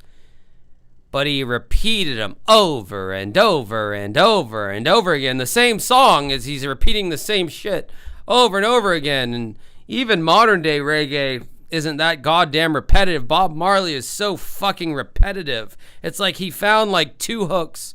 He had the verse thing that he did, and then he had the fucking chorus, and he just rode that out for like 3 or 4 minutes per song. And it's just like, do a different thing, man. Or make it like a 2-minute long song. One or the other. Just stop, like, no woman, no cry. No woman, no cry. No woman, no cry. It's like, okay, do I need 4 minutes of that, though? I don't think I do. I got it in the first 2 minutes, and now I'm bored. I want to listen to something else. And it's not even like a short attention span thing. I've always felt this way about Bob. I was like, this guy made some great hooks, but he just repeats it over and over again till your mind is locked in, to quote Rage Against the Machine. Point blank, and missed killing him by a millimeter. The bullet went right across his heart. And he got a blood there clot. Was a protective force around Bob Marley, and that made Bob the subject of myth. Don't give up the fight. He was the mute. Oh, was this Beach Boys get entangled with what's his nuts? Charles Manson. Musical genius behind the Beach Boys, but his increasingly erratic and paranoid behavior eventually gave way to a complete collapse. Oh, yeah, he went crazy and he had a fucking sandbox around his piano. Okay. Or they're going with that angle. All right. Brian Wilson had a unique gift for harmony, melody, and arrangement, but he also bore the mental scars of an abusive childhood. As time went on, he became more and more vulnerable. Bruh. I heard that his fucking dad, Murray Wilson, had like a glass eye and to like torment Brian. Like if he fucked up, this motherfucker would take his glass eyeball out and show him the void, the socket, the eye socket. Can you imagine such a torture? Can you imagine how disturbing that shit would be? That's too specific for that to just be a lie. I believe it 110%. That's to the point where he could no longer protect himself at all. By December of 1964, because the talking heads know about this. At the height of the Beach Boys' popularity, drug use, band tensions, and the pressures of stardom were wearing Brian Wilson down. One night on a flight to Houston, Wilson finally snapped. 5 minutes after takeoff, he began screaming and stumbling around the plane. Oh, yeah, panic attack on the plane, yeah. I mean, that's me anytime I fly, which isn't often. And by not very often, I mean like 4 times in my entire life. His bandmates were terrified. Wilson was hysterical for the entire flight. When they landed, Wilson announced he would no longer tour with the group. I get it. I hate flying the too. self-imposed studio exile seemed a healthy step, while the rest of the band continued to tour. Major reaction, you would talk about your mom pulled her teeth out or some shit. Bro, my grandma, she had false teeth, obviously. That's like a very, I guess, like if you're a millennial, I guess if you had an old grandma, they had false teeth. That was just like the name of the game at that point. Bro, my grandma just fucking around in conversation, she'd pop her teeth out and like float them around like she was just playing with them. Like, I guess she used her tongue to just be like, well, and then the teeth would just kind of come out and come back in, and she'd just like play with them like it was like a straw in your mouth or something. And then the more I think about it, I'm like, well, if I had false teeth that long, maybe I'd do that. I don't know. Like, I feel like less and less old people have false teeth in that, like dentures, I guess you could say. Yeah, my grandma totally would like pop them out, and I'd just see like your humanity in front of your face, because like, the face is everything, man. Like, that's how you identify. That's everything. So if anything's asunder with the face, like a eye is missing and there's just a blank socket, or you're popping your teeth out, or your nose is missing and then there's just those two, anything that like exposes the skeleton, underneath. We don't want to see that shit. We don't want to be reminded of our impending humanity and what we are essentially are underneath all of this flesh suit is just a skeleton with nerve endings and ligatures. I sound like fucking Ricky from Trailer Park Boys right now. But no, she did that, and it was you got used to it. You did. I got used to seeing that. So, but they'd all pop them out, My grandma's dad was still alive. My great-grandfather was still alive there for a little bit when I was younger. And they all had like their own little cubby, like little containers that they put their dentures in. At night, man, the teeth were out. No blowjob jokes, please. I don't want to hear anything about that. We're all thinking it, and by all, I mean at least me. No blowjobs happened ever anywhere. Get your fucking mind out of the gutter, even though I'm the one who said it. I'm the one who started it. But no, she spoke like this after the teeth came out. Then my dad got his teeth taken out. He got fucking dentures. Because he got in, various amounts of motorcycle wrecks, this, that, and his teeth were fucked. And it just became the logical conclusion for him. Now they got the dental implants where they screw shit into your skull and you basically have normal-ass teeth that you never have to take out. And I wonder if those fake teeth can get cavities. I don't think they could, because they're like enamel or something. That's a topic for a whole nother conversation.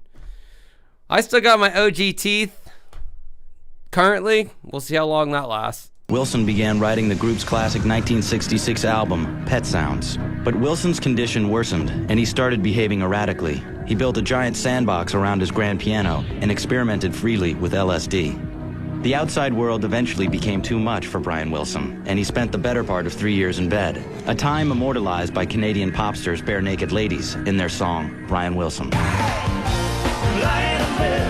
So lame that they brought up that song that Bare Naked Ladies did. It's not even a good song. It's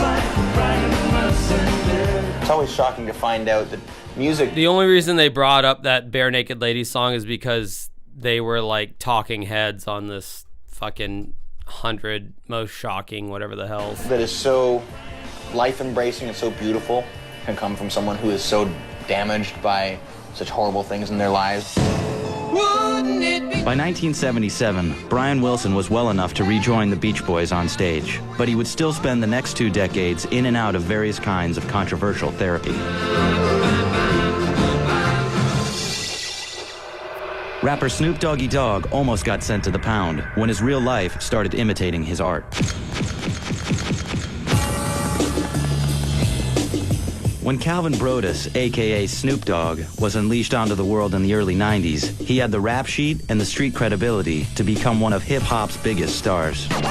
Rolling in my 6'4". What all the homies saying? But on August 25th, 1993, before he'd even finished his debut album, his past caught up with him. A car drove by. Someone supposedly threw a gang sign at him, which is a direct challenge. An argument followed, and Snoop, his friend Sean Abrams, and bodyguard McKinley Lee followed the car to Woodbine Park, where Lee allegedly fired the shots that killed 20-year-old Philip Wildemariam, an L.A. gang member. Dude, Snoop needs to release a goddamn memoir already. I mean, his days are his days are done as like a relevant recording artist. Like, even his features are not wanted anymore. He needs to write a fucking memoir. We want to hear the Snoop Dogg story in all of its gory detail. I feel like that ain't gonna happen at least for another 10 years or so. He's got to be on his deathbed before he writes his shit, because he still has gang affiliations. You know, rappers have to like check into cities with the gang bosses or whatever the fuck. I'm too white to make this sound legitimate. Just sounds like I'm reading off of some Wikipedia article, but yeah, it's apparently something that has to happen. And Big Daddy Snoop, if you're cool with him, I guess you'll have to check in LA or the greater California area, Los Angeles area. But I would love to hear his memoir, because I'm sure he's got some stories. Dre ain't gonna tell it. Eminem ain't gonna tell it. Because, I mean, Dre's just trying to be Dre's been out of spotlight for decades now. Eminem's still mildly relevant. Snoop is not relevant anymore. I think it's about high time for Snoop to release his memoir. We want to hear the stories, the real shit.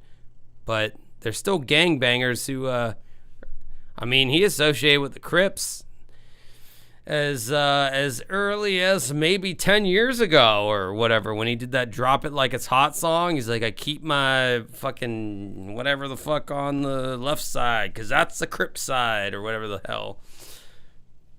All that stupid gang shit. Which is a real thing. I've known people. I've known people, believe it or not. I'm a hard-ass OG from back in the day. Not that hard, though. I'm more like J-Rock from Trailer Park Boys hard. Snoop fled the scene, but not his budding career. 1 week later, and by this time wanted by the authorities, he boldly appeared on the MTV Video Music Awards. Check this out, y'all. Here are the nominees for the best R&B video right here, though. Snoop and his friends surrendered to the police after the MTV telecast. Lee admitted shooting Wildemariam, but claimed he'd acted only in self-defense. As the driver of the vehicle, Snoop was charged with murder and conspiracy and faced life in prison. Y'all can't not be feeling this. The trial began in late 1995. After 2 months of testimony, the jury found that Snoop and Lee were in fact acting in self-defense and were acquitted of the murder charges. Murder was the case that they gave me. I'm innocent. I'm innocent. When we come back, a grunge goddess under fire.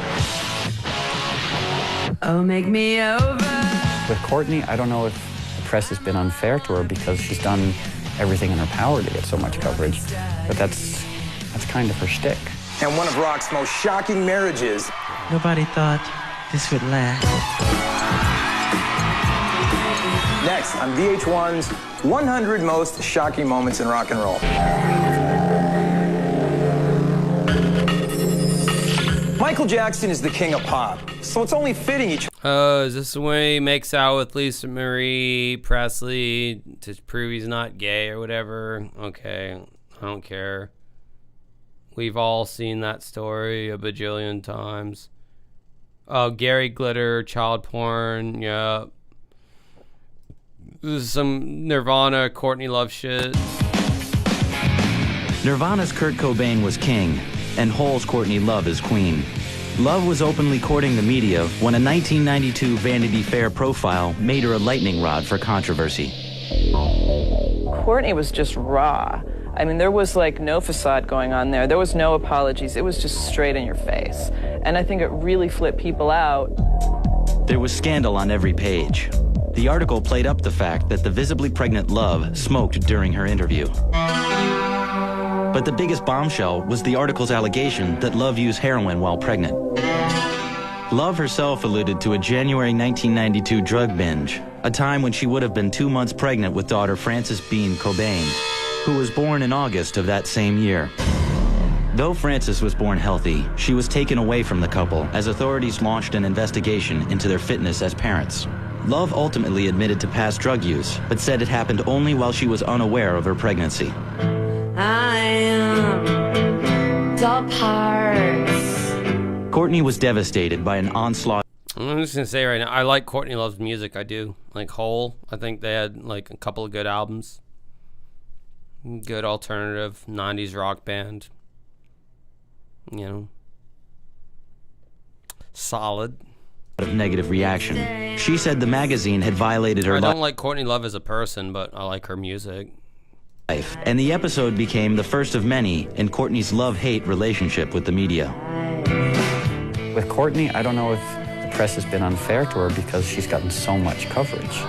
And she's done everything in her power to get so much coverage. But that's kind of her shtick. Oh, make me over. Courtney would go on to take control of her image before others had the chance. And in 1995, she reappeared in Vanity Fair, this time on the cover and without scandal. Keith Moon was as famous for his rock and roll lifestyle as he was for the aggressive and inspired drumming he brought to The Who.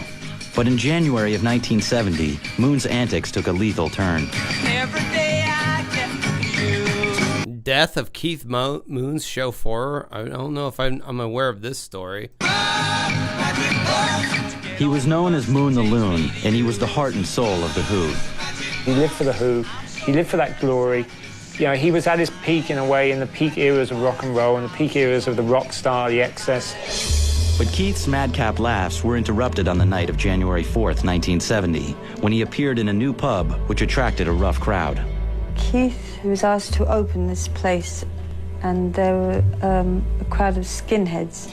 As the evening wore on, the crowd became agitated and increasingly angry at the celebrity millionaire in their midst. Keith and his entourage tried to leave in his Rolls Royce. They were heckling and yelling, and as we were leaving, they all tried to converge on us, and then they were all piled on the car. Trying to help, Keith's chauffeur, Neil Boland, exited the car. During a skirmish with the crowd, Neil got caught underneath the Rolls Royce. Amid the panic and confusion, Keith tried to drive to safety, inadvertently killing Neil Boland, who was still trapped beneath the car. All right. Never heard of that Although one. blood alcohol tests revealed Moon was intoxicated, a coroner ruled the death accidental, and he was eventually cleared of all charges. But Moon remained haunted by the incident until the end of his life. It would often come up. Oh, how could I have done that? I'm a murderer. He was totally guilt-ridden about it. The endless partying finally caught up to Keith Moon. After years of alcohol abuse, he died at age 31 in 1978. When we come back, 1, 2, 3 o'clock, 4 o'clock, rock. the Happy Days theme song starts a riot. Each one of them had a big stick or a bat in their hand. It looked like a war going on. And the Go-Go's get down and dirty on video. This is going to be real interesting to show one day, huh? Next on the 100 most shocking moments in rock and roll.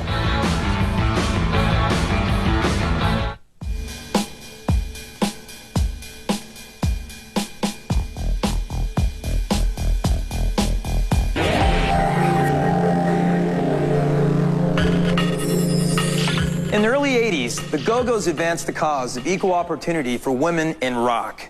They showed us that girls on tour can party just as hard as the boys, and there's a video to prove it. In the early 1980s, the Go-Go's were queens of the MTV airwaves with such wholesome hits as Vacation and We Got the Beat. But there's one video in their repertoire they wish they'd never made. Sex video? Oh, I'm now engaged.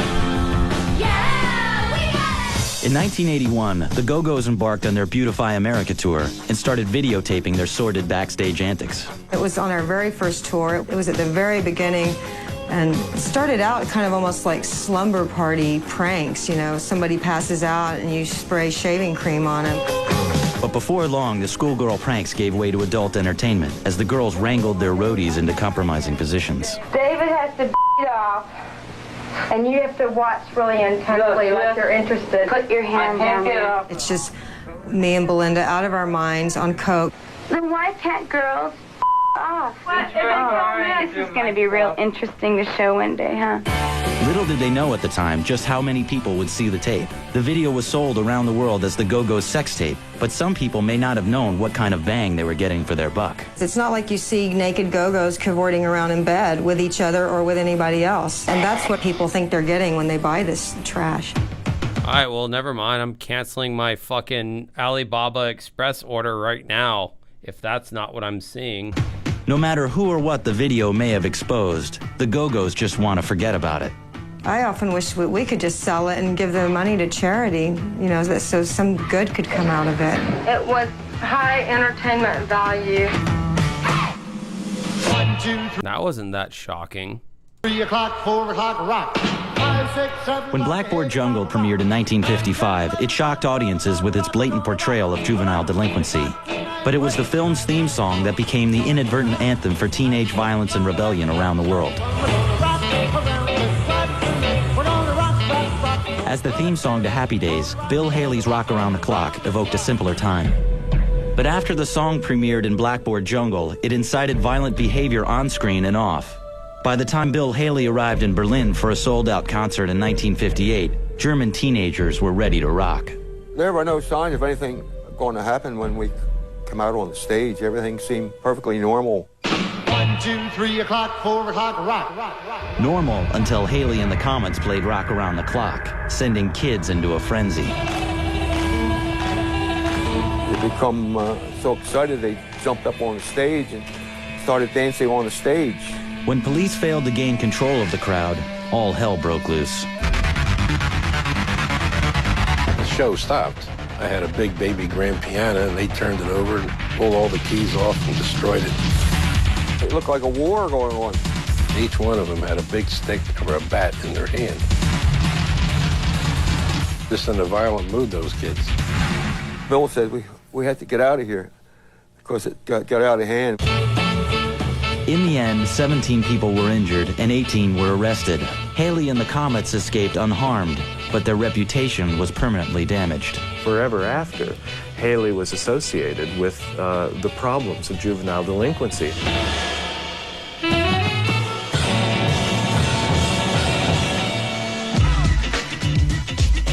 Public Enemy rose to fame rapping about racism and social injustice. But when one of their own was accused of anti-Semitism, it threatened to tear the group apart.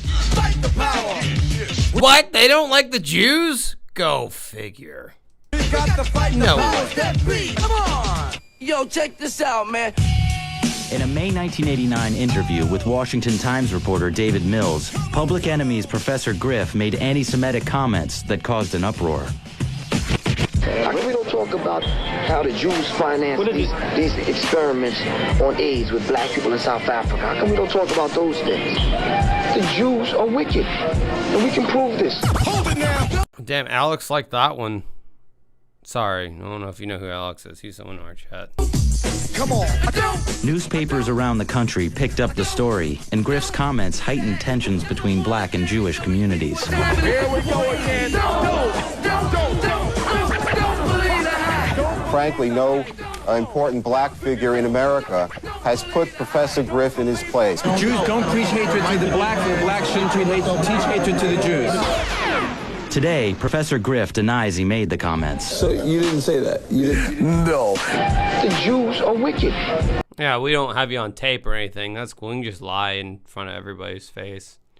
Dumbass. And we can prove this. Definitely not in that context. Yes. Oh, context. Yes. To say the majority of Jews are wicked, that's crazy. Oh, wait a minute now. Yeah, you just like set it on tape, you know, in 4K.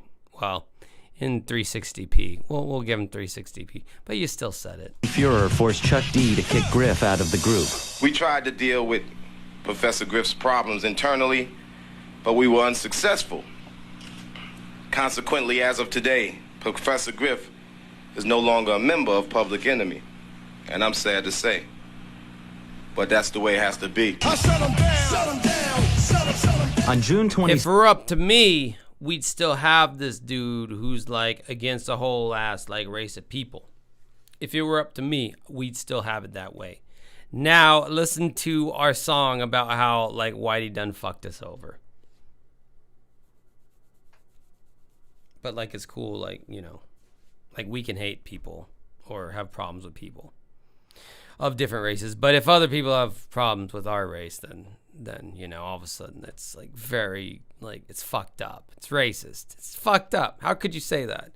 But we can talk about, you know, that's cool. 7th, Def Jam I guess that makes sense. Records announced the indefinite hiatus of Public Enemy.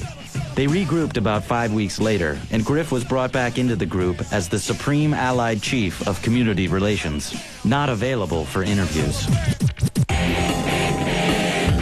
Well, that's all for this hour, people. But if you can handle more, and I think you can, hold on. Don't tell me what I can and can't handle, Mark fucking McGrath. My name is what? Oh, Eminem said something that was lyrically controversial in like the late 90s, early 2000s. You don't fucking say. Eminem's third full-length album, the Marshall Mathers LP, was released on May 23, 2000. By the way, literally the only album to the Marshall Mathers LP, the only album to this day that has a parental advisory sticker on it, explicit lyrics, and they still bleeped shit. I love that shit. Like that's how you knew that you were like hitting on the right spot there as like a teenager. You see the parental advisory sticker and they still bleep shit out on the original Marshall Mathers LP. Cause I think he was like dropping like fucking names and allegations and shit, and I think his lawyers were just like, you like even on the explicit version, you still can't say that. He went on in the song Rap God to one of the many things that were censored on the explicit version was it had a reference to Columbine. You can just listen to the song Rap God if you want to hear what he actually says, because he says it in that song. It had to do with Columbine. Columbine had just happened. It was a school shooting in America in like 99 or whatever, and he had a line about it or whatever. I guess they thought that was like just too hardcore for even like explicit lyrics, mass consumption. Then he had other lines in that. I swear to God, he had other lines in that record that was censored. I think he like dropped people's specific names, and I think it was like a lawyer thing. But like, yeah, that was the first and only record that I heard that had the parental advisory explicit lyrics sticker on it, and they still bleep shit out. And sold 1.7 million copies in its first week. The music earned rave reviews. Yeah, Kim probably had a lot to do with that. And his mom, Debbie. But the content was condemned. A lot of people were very offended by the lyrics, specifically gay and lesbian people, by the casual homophobia on that record. We're gonna have a problem here. On May 30th, the Gay and Lesbian Alliance issued a statement saying the record contained the most blatantly offensive homophobic content they'd seen in years. Talking about violence against women and violence against gays is not responsible. That's the point. It is not a free speech issue. But Eminem claimed his lyrics were not homophobic. Faggot to me doesn't necessarily mean gay people. I mean, just like, you know, you might sit around in your living room and say, oh, dude, stop it. You're being a fag, dude. I mean, that's how we always use the term growing up. I know it's not politically correct nowadays, but it's literally how every millennial used that term. Like, I mean, they even have it in, like, you just watched the fucking Gabby Bell video earlier. She's talking about the Fast and Furious. Apparently the first one, they're, like, dropping that term. I mean, it's the same with the R word. That was just used all the time. It was just, like, commonplace. I don't know. I'm not saying we should bring it back. I'm just saying in historical context. That's how it was used. By September, the record had sold more than 7 million copies. And at a Senate hearing on violence in the entertainment industry, Lynn Cheney, wife of Dick Cheney, singled out Eminem. He is a violent misogynist. He advocates raping and murdering his mother in one of his songs. He did do that. That is true, but it was for shock value. He glories in the same song and the idea that... Oh, man.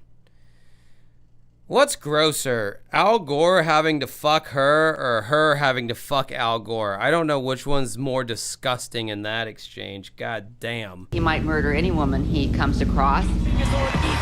A week before the Senate hearing, Eminem had won 3 MTV Video Music Awards, and he remained unapologetic about his lyrical content. Every time a critic tries to slam me in the press or whatever, I sell more records, so I really want to thank you people.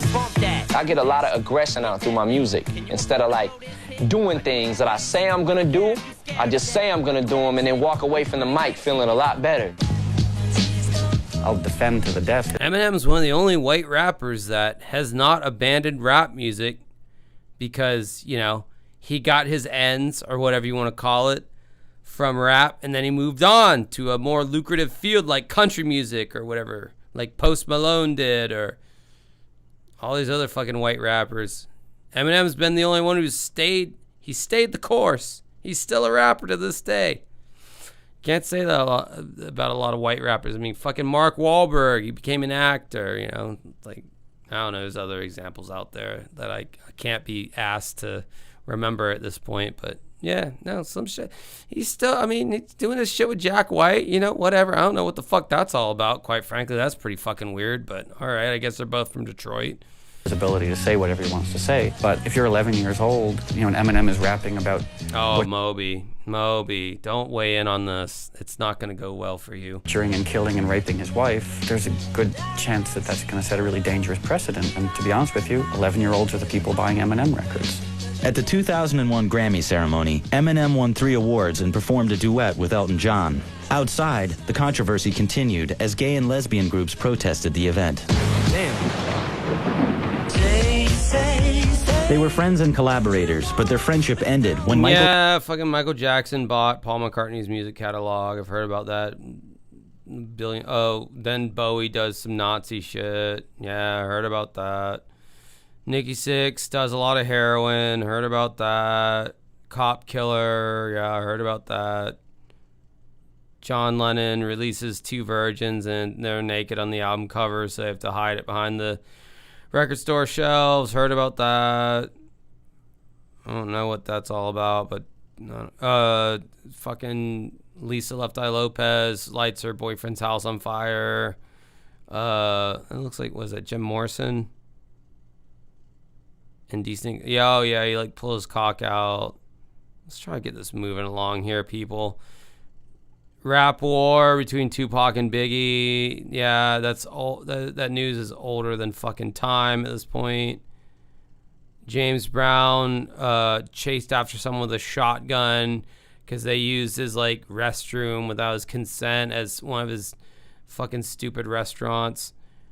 George Michael showed his dick to a cop. Selena's manager killed her. Everybody knows about these things because it's 2001. Keith Richards or Mick Jagger fucked somebody probably underage. Beat Linda McCarthy over her head with her fake leg. Rick James did a lot of cocaine.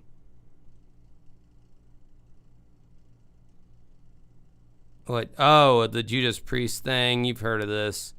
Where some stupid teenage metalheads killed themselves because they said there was like a reverse lyric in the Judas Priest song, which had already happened with Black Sabbath. They had already gone through that. What's this Prince thing? Oh, he changed his name to a symbol because his record label sucked. The Beach Boys, Dennis Wilson became friends with Charles Manson and they wrote songs together. And then, Elvis didn't really die. He had a twin brother. He faked his own death. Shit's lame, dude. Everyone's heard these stories. This is a Michael Jackson Pepsi commercial. Yeah, he like fucking set his hair on fire, and then he did a little spin to... Oh, Ozzy bites the head off a bat. Yeah. Boring. All right, what's this with Zappa? Susan Baker, and they took their case to the Senate. They weren't just going to put a sticker on a record. This was going to be used as a way of eliminating certain records from being carried in the stores. Who has the authority to decide what is too much? Who gets to make the decision as to what the rating is? You know, while Tipper and Susan are whispering in their husband's ears, they've got their hand discreetly put someplace else and saying, honey, I want a Senate hearing. When the hearings convened, an unlikely trio made a case for protection of musicians' First Amendment rights. The establishment of a rating system. Yeah, the PMRC, that's why you have the parental advisory sticker to this day, because of this shit. Voluntary or otherwise, opens the door to an endless parade of moral quality control programs based on things certain Christians don't like. The most effective people were the artists, and of the artists, the most effective one was John Denver. May I be very clear that I'm strongly opposed to censorship of any kind in our society or anywhere else in the world.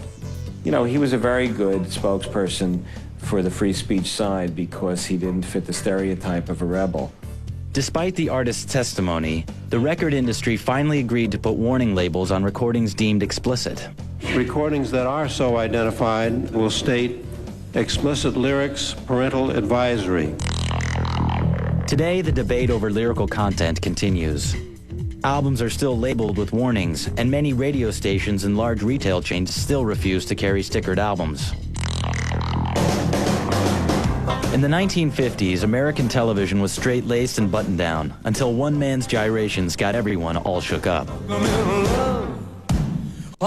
Yeah, who the fuck doesn't know about that? Yeah, he's Elvis the Pelvis. Jerry Lee marries his 13-year-old cousin. Alice Cooper chicken incident where he throws a chicken to the audience, they shred it to bits, and they throw the fucking bloody chicken on him. Was this Madonna's sex book? Unwrapped. The sex book was sort of like... Hey, literally they say sex book, right? Yeah, okay. This is all shit. Everybody, if you're my age or around my age. Oh, Sinead O'Connor tears up a picture of Pope Francis, like the second. Yeah, whatever. What is this? Woodstock 99? Yeah, this is Woodstock. I can tell by the Air Force Base because that's where they did Woodstock 99. Yeah, Woodstock 99, they price gouged everything. They started fires and people tore it up. They made a documentary about it on Netflix. Milli Vanilli lip-synced their tracks, and they were called out for it, and one of the dudes killed himself. The Who did a free concert, and everyone bum-rushed the fucking stage, and in doing so, in the turnstiles or whatever that entryway is, some people died and got crushed to death. I think, is this a Pete Townsend child porn thing, or did that come later on? Slate. And he said, if you're going to do an encore, please make it brief. Because oh, right, no, it's still where people bum rush the fucking thing and people got, yeah, the child porn thing was later with Pete Townsend. See, that's why it needs to be after 2001, because all this is old news at this point. Very, very serious has happened. 11 fans had died of asphyxiation. We just feel helpless at the moment. There doesn't seem to be anything we can do about last night. We just hope to hell it doesn't ever happen again. There's no question in my mind that festival seating was the root cause of the Who concert tragedy. 3 weeks later, festival... All right, what else is on here? What's this Public Enemy thing? Cocaine. He moved into his parents' home to Oh, Marvin Gaye's dad killed him. Yeah, he stabbed him to death or some shit. Group. Because he thought he was gay or something. Some shit like that. Vh1's 100 Most Shocking Moments in Rock and Roll continues after this.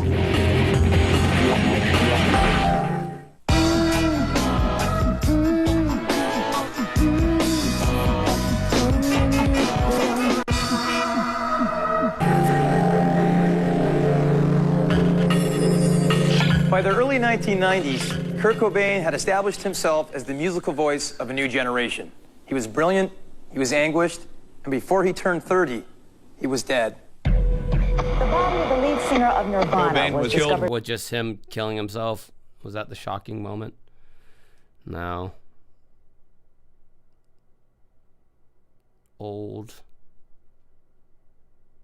Was that the Monterey Pop Festival where the Hells Angels killed some people? Instead of peace, love, and music, the day... Yeah, it was a Monterey Pop Festival. Yeah, that's what I thought. Yeah, the Hells Angels, like, killed some people. But in 1993, Michael Jackson had to face the music and the world. It was the most humiliating... Yeah, they took pictures of my penis, and maybe I did, maybe I didn't, who knows. Oh, and then John Lennon got murdered. I guess it's number one. On December 8th, 1980, after 5 years out of the limelight, John Lennon was enjoying the success of his new album, Double Fantasy. Our life together. Once again, John Lennon has a song called Woman is the Hard R N-Word of the World. That is a song he has on one of his albums. It's the opening song, if I'm not mistaken. Hold on, let me tell you exactly what album it is, because it's on Spotify if you want to hear it. John Lennon, Woman is the ... Okay, yeah, so it's on his album Sometime in New York City, his 1972 album. Yep, the first track. And they even got the little asterisks there. Woman is the N-word of the world. Hard R going on there. Afternoon, he gave what would be his final interview to RKO Radio and shared his hopes for the future. When I was singing and writing this, I was visualizing all the people of my age group. I'm singing to them. I'm saying, how are you? Wasn't the 70s a drag, you know? Here we are, well, let's try and make the 80s good, you know? While there's life, there's hope. After the interview, John and Yoko went to their recording studio and celebrated the fact that Double Fantasy had been certified as a gold record. On a spiritual level, he was so high, and some force kind of wanted to stop it, I suppose. Shortly before 11 p.m., John and Yoko returned to their apartment at the Dakota, where a deranged fan named Mark David Chapman fired 5 shots from a handgun, hitting John Lennon 4 times.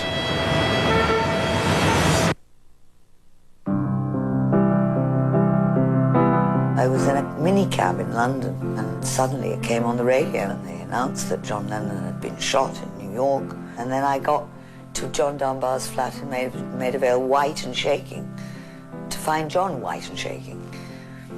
And we were all white and shaking.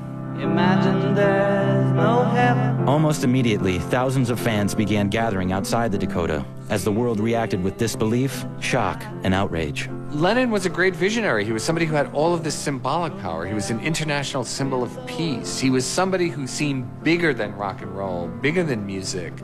He just seemed to encompass it. Kind of an annoying hippie, honestly, towards his like I like the shit he did with the Beatles, and I like some of his like early solo work, but he just kind of became this like annoying like hipster like hippie guy.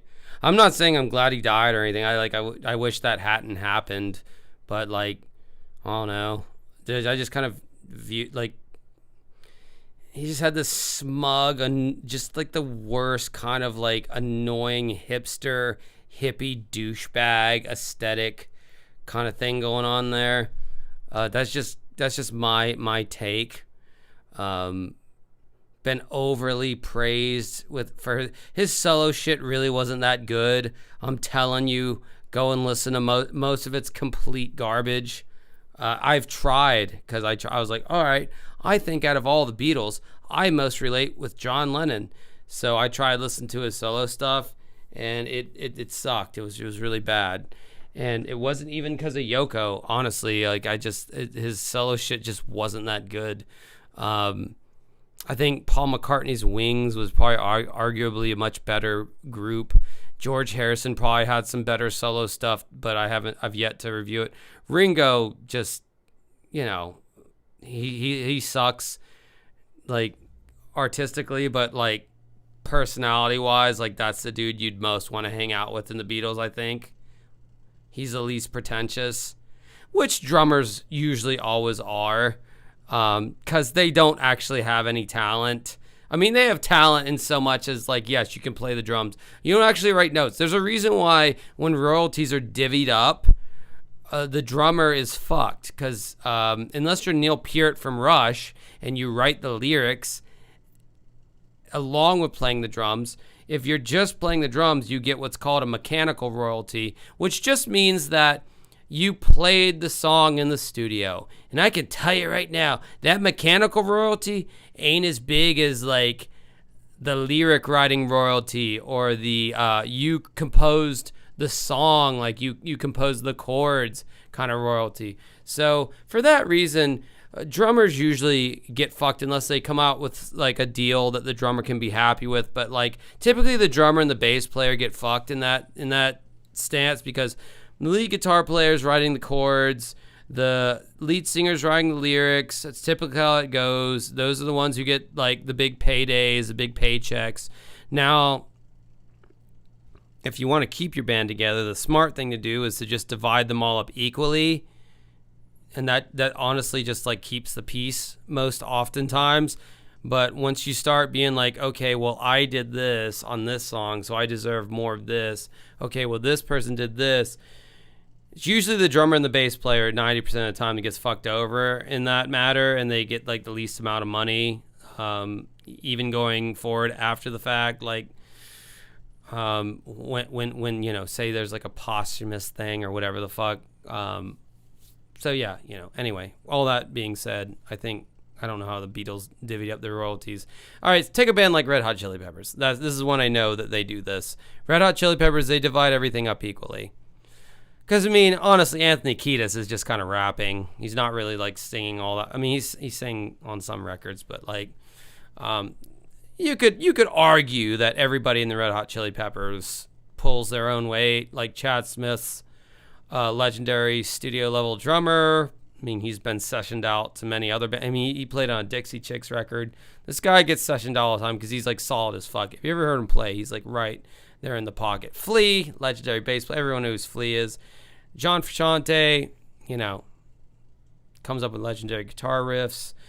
And then Anthony Kiedis does whatever the fuck he does vocally or whatever. So it makes sense that Red Hot Chili Peppers would divvy everything out equally. Rush is another band that always divvied everything out equally. Genesis started doing that. They didn't do that initially, but they started doing that. And it kept from a lot of like inter-band arguments. Trying to think of another example. Smashing Pumpkins is the opposite example. Billy Corgan's like, fuck you guys, I wrote all this shit. I'm getting like 90% of the royalties from the record sales. So then it breeds contentment, it breeds, you know, jealousy, and well, I did this, why am I not getting compensated? And so like a lot of their breakup honestly had to do with, well, it had to do with a lot of things. It was complicated, but royalties definitely played a part in that. But, all right, so John Lennon got murdered. That's the number one most shocking thing. Sorry, I went on a little fucking thing there, but Tool, yeah, I think Tool might be another band that divvies it up equally, which they would be smart too, because, you know, everybody in that band's a beast. Although I guess a case could be made that Maynard deserves more, but, you know, again, most entertainment lawyers will tell you if you want to keep the peace within a band, you just divvy up everything equally and don't start, you know, nitpicking on percentages and all that, because then that builds, you know, resentment, all that jazz. Fucking Flicker Stick. God, they're my favorite band. How did you know? Yeah, anyhow, we've been doing this long enough. I think it's good. I think we're good now. Good solid thing here. So, all right, I'm ending it now. Thank you for hanging out. I've gotten drunker from when I first started. Big surprise. Till next time, have a good rest of your night.